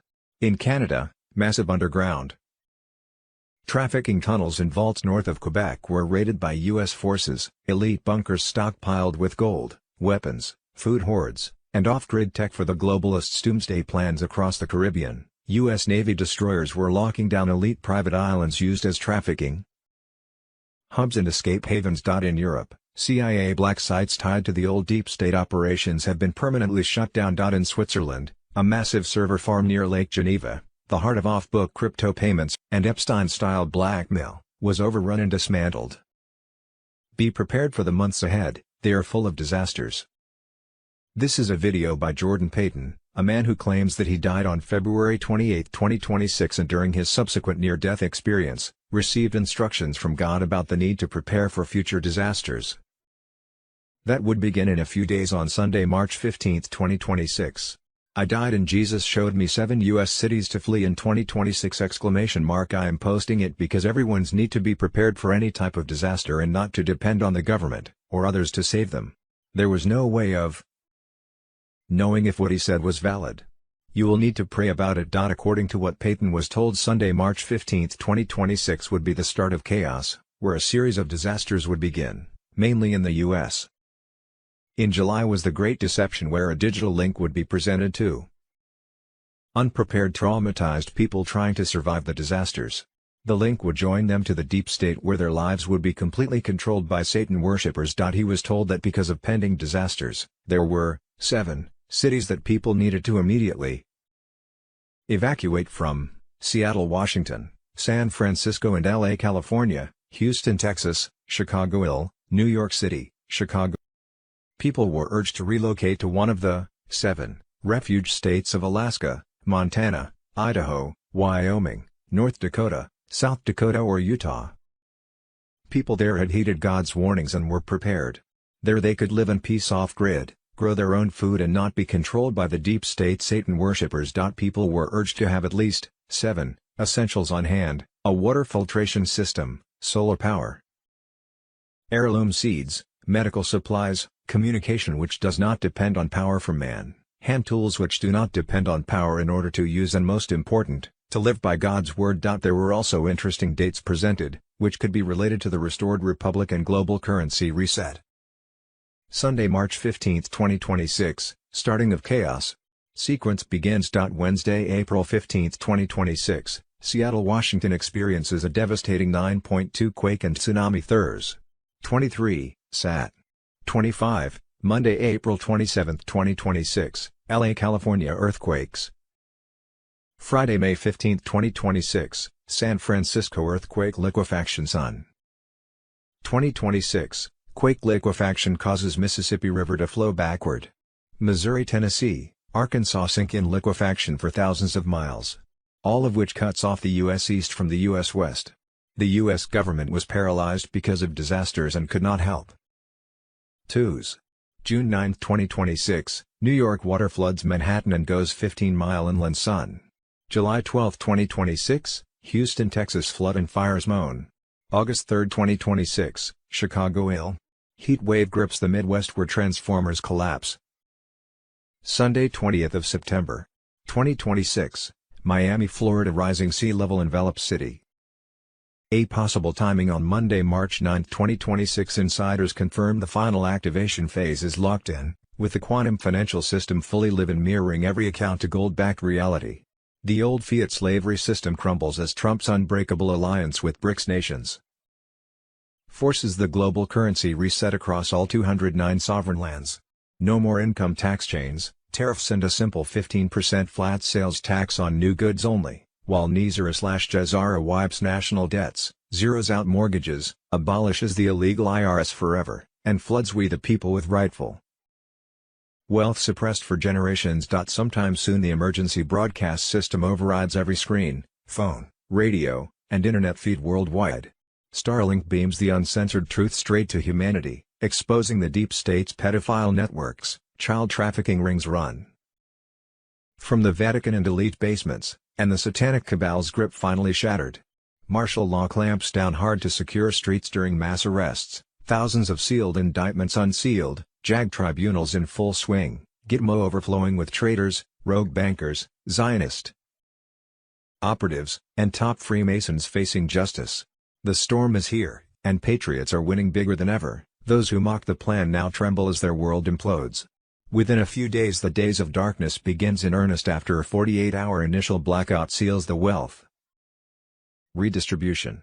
Banks and ATMs stay dark through the period, stock food, water, cash, and essentials now, ends, because when the lights return, the old matrix is gone forever. Jazara funds surge into humanitarian projects, Zim redemptions explode for the faithful who held the line, and currency exchanges follow at sky-high rates. The cabal's central banks are dead, sovereign treasuries rise under Trump's command. For the next 3 days the EBS broadcasts loop undeniable evidence. Military secures every city as worldwide arrests hit fever pitch, pedophiles, Satanists, and deep state puppets rounded up in the greatest sting operation in history. Trust the plan, more good than bad, the world is helping, we are not alone. March 17, 2026 Trump unleashes his epic Independence Day event, unveiling the reborn republic under QFS gold standard. Freedom dawns brighter than ever.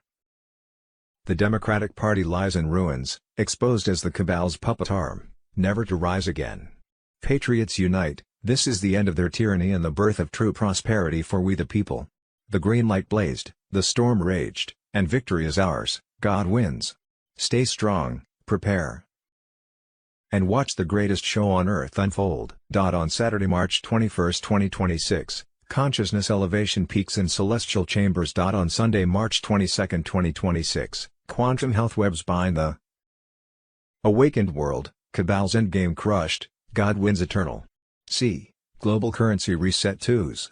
March 10, 2026, foreign currency and Zim bondholders in Tier 4B, us, the Internet Group. Watch for emails from Wells Fargo that will tell you how to set up your currency exchange/bond. Redemption appointment, QFS secrets on Telegram 2s. March 10, 2026 Bruce, the big call, a high source said if all goes well Tier 4B, us, the Internet Group, should be notified to set exchange/redemption appointments by noon Wednesday, March 11, 2026. D. 2s. March 10, 2026. Breaking. We're getting close to the moment we've been waiting for. The final activation steps are anticipated to take place over the course of the next 24 to 48 hours. The start of the new financial era, which has been quietly developing behind the scenes, could be announced by official notifications at any time. Tier 4B ISO 2022 on Telegram. Worldwide activation, the live phase of the reset is rapidly approaching. Financial authorities and central banks from various regions are coordinating to confirm the changeover in unison. The new quantum secured monetary system will start functioning publicly as soon as the switch is recognized. Access wallet, there will be detailed instructions on how to get into the QFS wallet. I'll be one of the first to access the updated digital assets by logging in. The rollout may include secure system alerts or encrypted app updates, but because of the thorough planning that has already been done, it should be easy. Resetting finances, the wallet interface will instantly display new currency values. Automatic adjustments may be made to debts, balances, or legacy accounts. The Quantum Ledger will log every update, guaranteeing total transparency and verifiable transaction records. Seamless transition, every previous trial has been successful. A fully offline, error-free quantum safe transfer was one of the most recent test operations. It is anticipated that the transition will go smoothly and without major disruption because the infrastructure is stable and support teams are in place. Everything is in order. The structure is prepared. A historic change in global finance is just a few hours away, so make sure your notifications are turned on. Judy note, it is advised to exchange/redeem your foreign currency at an official redemption center rather than a bank. You can only redeem Zim at RC. The dinar contract rate can only be given at RC and banks will offer you lower exchange rates than what you can obtain at RC. F2s. March 10, 2026, Iran's central bank holds one of the largest undeclared gold reserves on Earth. $127 billion. Stored in underground vaults beneath Tehran, Isfahan, Shiraz, and Mashhad. This gold was never Iran's. It was moved there between 2009 and 2016. During the Obama administration, through Swiss intermediaries, Chinese state banks, and the same shell companies that laundered money for the Clinton Foundation. Constitutional Republic of the United States, Constitutional Republic of Canada I. twos. March 10, 2026 bombshell announcement. President Trump declares restoration of the American Republic, U.S. Incorporated dissolved, common law sovereignty returns. Mr. Poole on Telegram. Patriots, the storm has hit and it's magnificent. President Donald J. Trump has invoked Article 2 to declare the United States fully sovereign under common law once more. The fake foreign-controlled U.S. Incorporated is finished, gone forever. No more Admiralty law oppression. No more globalist chains dragging us into debt and war. The deep state grip is broken, the true constitutional republic rises triumphant. This is no mere rhetoric, it's a binding declaration of authority and summons from Trump as Commander-in-Chief. He's seizing full control. Sidelining the corrupt swamp and directing the military via the Uniform Code of Military Justice. Every flag officer is oath-bound to obey lawful orders from the legitimate president.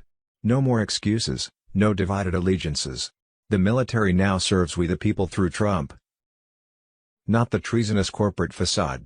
Under common law sovereignty, grounded in God-given rights and original founding truths, Trump exercises his prerogative to summon leaders, affirm real authority, and rebuild national defense.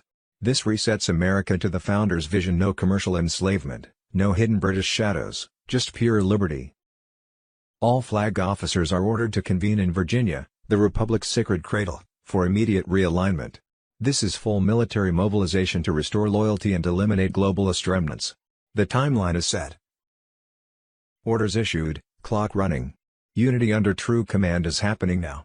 Foreign-tied overseas bases and Commonwealth-linked tops. They're being shut down or reclaimed for America. No more secret outposts serving alien masters, no covert pacts bleeding us dry. Trump is smashing the centuries-old crown chokehold on trade and power, and the military reset locks it down. This fulfills Trump's sacred oath to defend the Constitution, protect the people, and preserve the Republic. Every officer and servant must choose, stand with the restored Republic or stand exposed as oath breakers. The line is drawn, no more shadows, no two Americas. One Republic. One Commander-in-Chief. One law, common law.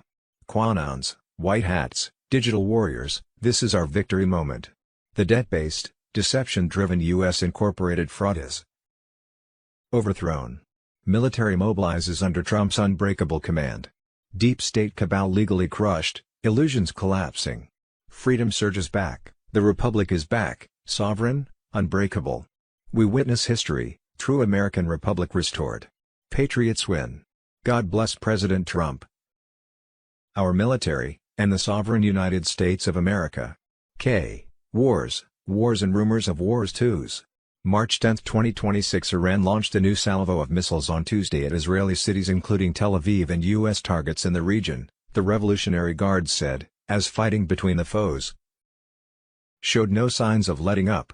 The latest salvo utilized strategic missiles, including some of the most powerful in Iran's arsenal, such as the Fatah, Ahmad and Kayabar missiles, the Guards said in their statement. MAGA Pulse on Telegram L2s. March 10, 2026 breaking, mass dramatic event incoming. Trump crushes Iran and the deep state cabal. Q on Telegram. Fires rage across Iran as U.S. and Israeli strikes obliterate Iran's oil facilities. Skies lit with explosions, oil spilling everywhere. This is the massive attack Trump promised, the big one. Hitting hard today. Netanyahu tells Iranians, freedom is near. Air Force hammers key infrastructure while IRGC missiles fail. Trump vows relentless strikes until unconditional surrender. Regime crumbling fast. Intel confirms precision hits, 3 F-15s down, B-2 flybys boosting morale. Commanders furious at past tricks like Israel sinking U.S. ships to spark wars. But Trump masters the political minefield, exposing true enemies. Deeper view. Trump dismantles British central bankster grip in the Middle East, blocking power shift to Shanghai via proxies like Iran and Qatar. Ripple overtakes SWIFT, Kraken taps Fed, cabal in panic. Trump surveils Zionist warmongers, collecting treason proof. Massive trap set. Destroyed Qatar Space Force site was Brit control hub. Trump delivers epic diaper removal and beating to British Empire, liberating the world. Lloyds pulls insurance. Starmer begs forgiveness at mosques. Exposure complete. City of London next. Wars traced to Britain using Israel/China proxies. Endless conflict. Trump squeezes China, Mexico, Venezuela handled. Brazil soon. Leviathan huge, but Trump slices it piece by piece. Brace, fight back fierce, but patriots win. Pike's World War III plan, Zionists versus Muslims mutual destruction, thwarted. No global war, just awakening and victory. Gnome shift. Arrested congressman, now ambassador targeting cartels. With expanded reach. Border Patrol surge anticipates strikes. 5D chess, fake losses embolden enemies for crush. Greatest story ever told, military ops since stolen election. Brennan's grand jury active, perjury subpoenas, FISA hack deep state desperation. Epstein files flood, Democrats, donors. Implicated, resignations, emergency elections incoming. Red wave locked. Iran neutralized, fades deplete missiles, command gone, jihad flops. Hezbollah/Hamas disarmed. Persians, mostly Christian, cheer Trump. Regime change in months, strike hits China hard. Russia allies soon, dollar deals, Arctic energy, joint drills post Odessa. China chokes, exports halted, no Taiwan drills, prepping losing war. Trump positions perfect, game over for cabal. Vigilance now, DEFCON 3, threats real but mitigated. See something, say something. Trump strikes. On our terms, ahead of curve. Storm rages, freedom rises, Q vindicated. Patriots, hold the line, victory is here. Guru Information and Intel M2s. March 10, 2026. Massive military news. Trafficking tunnels discovered in Canada, U.S. troops raid elite private islands, CIA black. Sites shut down across Europe, Vatican bank transfers frozen solid. Carolyn Bessette Kennedy on Telegram. As of December 30, 2025, U.S. Special Forces, operating under direct orders from President Trump, have launched a series of devastating raids this very week. These are no drills, no fake news distractions, these are precision strikes dismantling the deep state's global empire of human trafficking, illegal bioweapons, and elite blackmail networks. The cabal is in full panic mode, their escape routes cut off, their hidden fortunes seized. In Canada, massive underground trafficking tunnels and vaults north of Quebec have been exposed and raided by U.S. forces in covert operations, no warning to corrupt Canadian officials. These elite bunkers were stockpiled with gold, weapons, food hoards, and off-grid tech for the globalists' doomsday plans. Evidence points to direct links to child trafficking rings moving victims undetected across borders.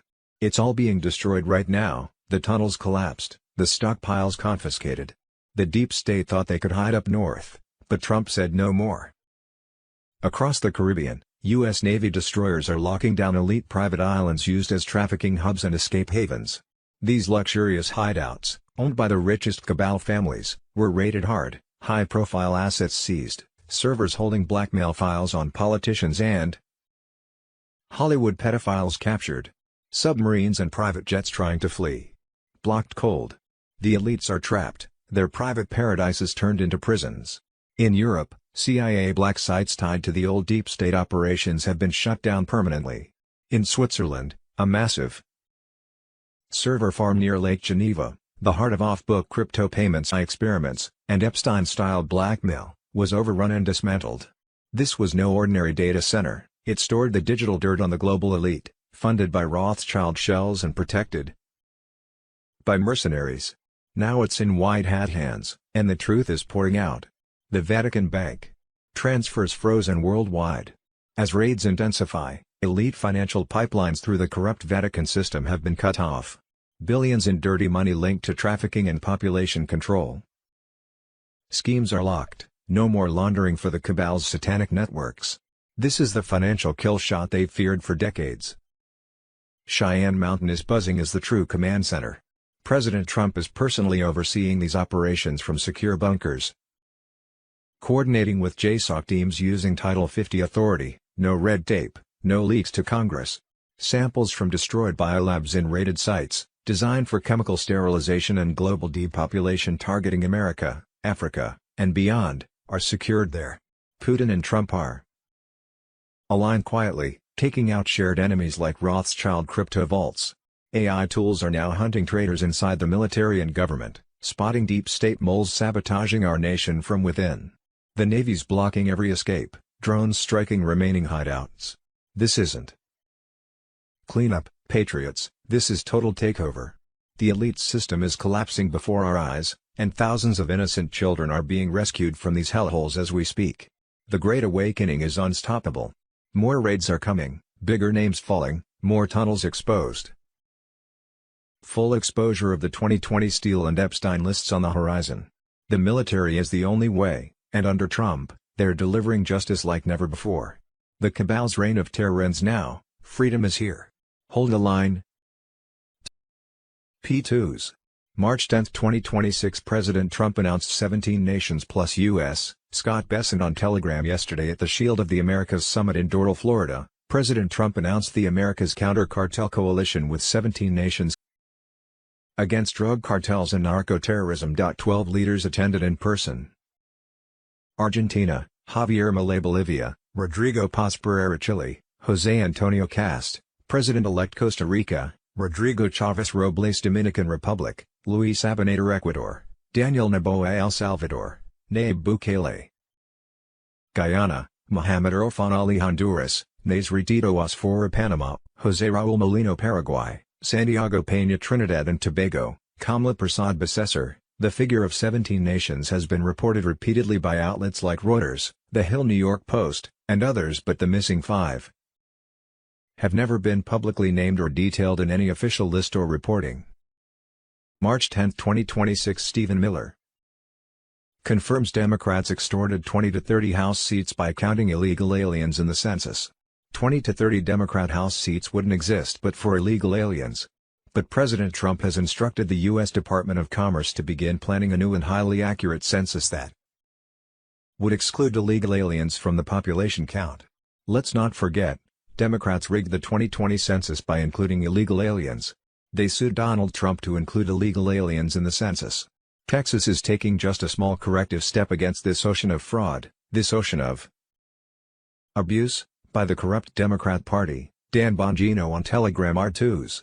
March 10, 2026 1913, the year America's financial system changed forever. Pastor Bob Joyce, Elvis, on Telegram. The year 1913 is often seen as a turning point in American financial history.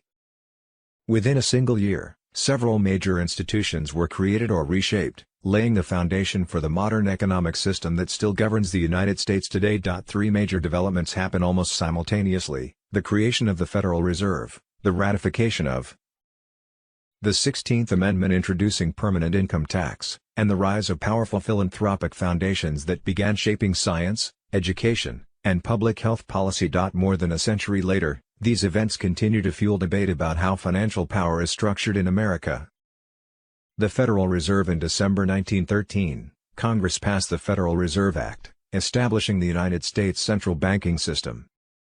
The Fed was designed to stabilize the economy, regulate the money supply, and prevent banking panics that had repeatedly shaken the country during the late 1800s and early 1900s. Today the Federal Reserve influences interest rates, manages financial liquidity, and acts as a lender of last resort during crises. Supporters argue it protects economic stability, while critics point to its independence from direct democratic oversight. The permanent income tax. Also in 1913, the 16th Amendment allowed the federal government to collect income taxes directly from citizens. Before that, income taxes had mainly been temporary wartime measures. After the amendment, they became a permanent part of the federal system and eventually developed into the modern structure administered by the IRS. Supporters say the tax system funds public services and national infrastructure. Critics argue it significantly expanded federal financial power over citizens.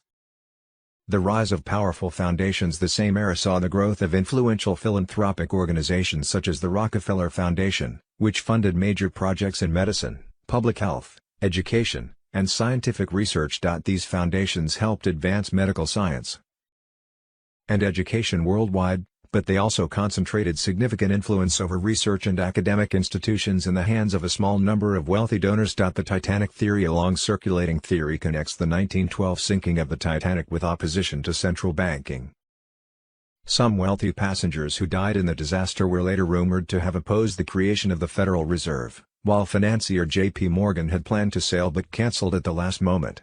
However, historians note that no credible evidence links the Titanic disaster to the creation of the Federal Reserve, and the connection remains a subject of speculation rather than fact. Why 1913 still matters more than a century later? The institutions created in 1913 remain central to American life. The Federal Reserve still guides monetary policy, the income tax system funds the federal government, and major philanthropic foundations continue to shape research and education. Whether viewed as essential institutions or as sources of concentrated financial power, the changes of 1913 helped build the economic system that continues to influence America today. S2s. March 10, 2026 poll shock. Democratic Party favorability hits record low as immigration debate intensifies. Nizar Jazara on Telegram. A new national poll released by NBC News on March 8, 2026, has revealed a sharp decline in public perception of the Democratic Party. According to the survey of 1,000 registered voters, the party's net favorability rating has fallen to -22, with only 30% of respondents expressing a positive view and 52% holding a negative opinion. The poll compared several political and government institutions, highlighting how attitudes toward immigration policy and national security are influencing voter sentiment. For context, Immigration and Customs Enforcement, ICE, recorded a net favorability rating of -18, meaning the agency responsible for immigration enforcement currently holds a slightly more favorable public perception than the Democratic Party in this survey. The only entity in the poll with a significantly lower rating was Iran's government, which registered a net favorability of 53. The survey was conducted between February 27 and March 3, during a period of heightened national focus on immigration enforcement and foreign policy tensions in the Middle East. Immigration remains one of the most divisive issues in American politics. President Trump's administration has intensified deportation operations and border enforcement policies, arguing that stronger measures are necessary to restore control of the southern border. Supporters of the strategy say these policies address public concerns over illegal immigration, crime networks, and drug trafficking. Critics argue that aggressive enforcement risks humanitarian consequences and may further polarize political debate. Over the past decade, immigration policy has been a central dividing line between the two major political parties. Democratic leaders have often advocated for expanded legal immigration pathways and protections for undocumented migrants already living in the United States.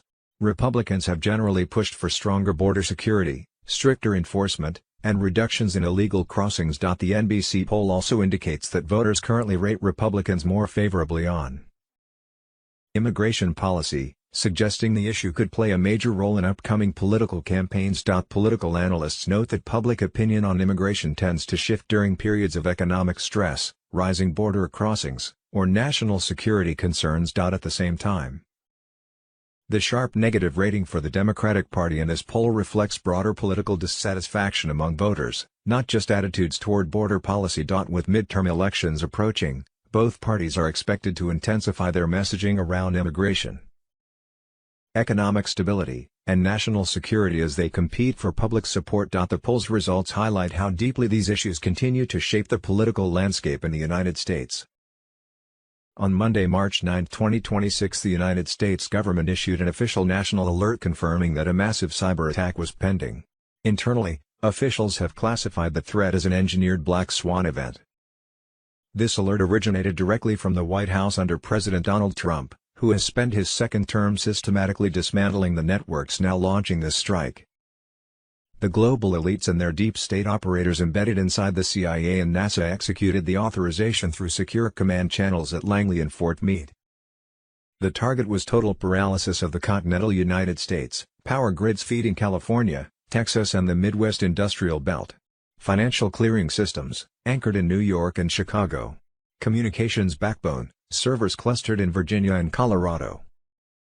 Zero-day exploits combined with pre-installed persistent backdoors will trigger in coordinated waves to kill electricity, freeze every banking transaction, and sever internet and cellular networks simultaneously. This is the operational reality of how the machine works when President Trump gets too close to exposing it all. National alert issued. President Trump warns massive cyber attack is coming. Black Swan event triggers code red nationwide. Rolling blackouts all across the world happening right now.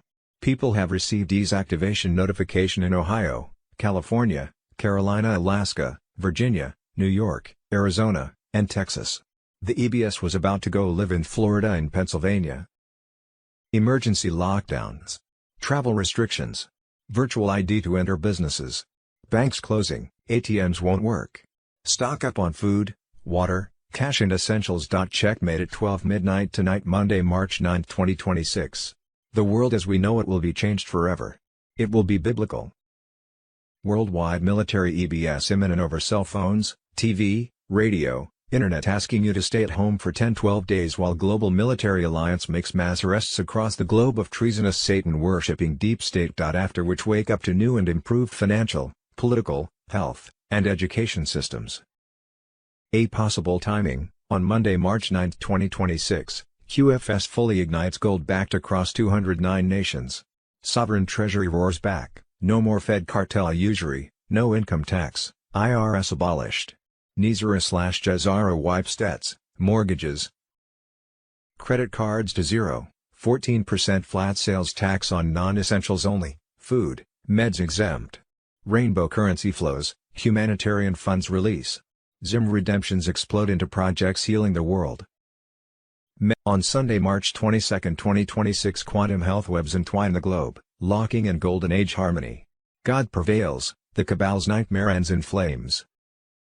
B global currency reset, Friday, March 6, 2026, White House gave the go. As of 00.01 today, the gold/asset-backed quantum financial system fully synchronized with Nizara/Jazara protocols and along with the debt jubilee and emergency broadcast system, activated globally. The federal fiat dollar died. Stolen loot has been frozen via the QFS. No more fiat slavery. EBS signals live across Starlink, overriding all mainstream media narratives. Mass arrests of deep state operatives continue in silence. High-profile names already in custody under military tribunals. On Sunday, March 8, 2026, Quantum Financial System, QFS, fully ignited in 209 nations, gold-backed currencies replace worthless fiat. Nizara/Jazara activates, national debt swiped, mortgages zeroed, illegal taxes vanished, 15% flat sales tax only. Humanitarian funds pour out, Zim redemptions explode for projects that heal the world. Monday, March 9, 2026, breaking special report, BlackRock's $26 billion fund faces unprecedented redemption wave. BlackRock's $26 billion fund hit with $1.2 billion in redemptions. Monday, March 9, 2026, 1913, the year America lost financial freedom, the Fed, income tax, Rockefeller Foundation, J.P. Morgan and the Titanic questions, the system that still controls your money. Monday, March 9, 2026, boom. U.S. debt clock drops bombshell, universal high income and a new Treasury dividend dollar could change America's economy forever. See Monday, March 9, 2026 breaking, first wave of Nizara/Jazara activation reported, the MAGA king on Telegram. China, North Korea threats neutralized, Iran theaters close. United Kingdom, Germany, and Australia are now being reported as the first nations entering the initial phase of the Nizara/Jazara transition. As of 4 o'clock EET, multiple channels claim that gold and asset-backed currencies have been activated, signaling the beginning of a major shift in the global financial architecture. Small blue diamond emoji, Quantum Financial System, QFS, interfaces are said to be updating in real time. Small blue diamond emoji, legacy fiat structures are reportedly being phased out. Small blue diamond emoji, rainbow currencies and asset-backed units are appearing across internal banking displays. Small blue diamond emoji, personal financial profiles are synchronizing with the new ledger, while illegitimate debts are being cleared from the system. Financial observers describe this moment as the opening stage of the worldwide monetary reset, where transparency, asset backing, and quantum-secure transactions replace the legacy banking framework. The transition has begun. The golden age era is now unfolding. Judy note, it is advised to exchange/redeem your foreign currency at an official redemption center rather than a bank. You can only redeem ZIM at RC, the dinar contract rate can only be given at RC and banks will offer you lower exchange rates than what you can obtain at RC. Over $1 trillion in taxpayer money is stolen each year, and the deep state is orchestrating it. The money vanishes into terrorism, while hard-working Americans foot the bill. This is treason hidden in plain sight. The deep state engine behind the fraud. You want to know how $1 trillion disappears every year without triggering full-blown revolt? Simple. Because the system that's stealing it was built to be untraceable. The deep state isn't a theory. It's an operational machine embedded across federal agencies, third-party contractors, intelligence-linked NGOs and digital ghost identities. They don't need to hack the system, they are the system. They exploit chaos. They design complexity. And every dollar stolen funds their next move: power, silence, and control. This isn't just fraud. It's an infrastructure of criminal sovereignty. The biggest heist in human history. Every single year, $1 trillion in U.S. taxpayer money is lost to fraud. That's not a typo. That's $115 million every hour, $1.9 million every minute and $32,000 every second. And where does it go? Terrorism, child trafficking, luxury homes, designer bags, drugs, yachts, NGO front groups. Not to the American people. Not to roads. Not to vets. It funds the enemy. And it robs the working class blind. This isn't negligence. This is a coordinated, systemic financial rape of the American public. Monday, March 9, 2026, boom. Shocking Senate expose, $1 trillion in taxpayer money stolen annually. Wars and rumors of wars. Monday, March 9, 2026 pending, a 48-hour worldwide blackout, WWG-1, U.S. sovereign under common law, 10 days darkness, trust the plan, storm rages patriots. Operation Epic Fury obliterates Iranian terror regime. B-2 bombers hammer 200-plus targets in 72 hours, collapsing underground missile cities around Tehran with 2,000-pound penetrators, launchers vaporized instantly, operatives buried alive. Space Force satellites detect and destroy every attempt. Iran's Space Command gone, cyber hubs smashed, 30-plus warships sunk including a massive drone carrier now ablaze. Navy torpedoes claim first enemy kill since World War II. Air dominance total, proxies crumbling, nuclear threat erased forever. Trump watches with approval as deep state puppets meet their end. Constitutional republic restored. Trump invokes Article 2, dissolves foreign U.S. Incorporated, ends Admiralty law, sovereign common law reigns. Starlink seizes global comms, deep state severed. 1 million white hat troops lock nation, Space Force rules skies. Historic March 5, 2026 raids nabbed high-value targets, decades of evil names no longer free. Assets frozen, networks dead. Cabal banks collapse, legacy shells empty. Quantum financial system live in 209 nations, accounts mirrored, fiat shattered. IRS gone, Fed rotting. Sovereign treasury fuels freedom via tariffs, sales tax ends income slavery. Humanitarian funds surge through military channels. 10 days of darkness active, total blackout of devices incoming.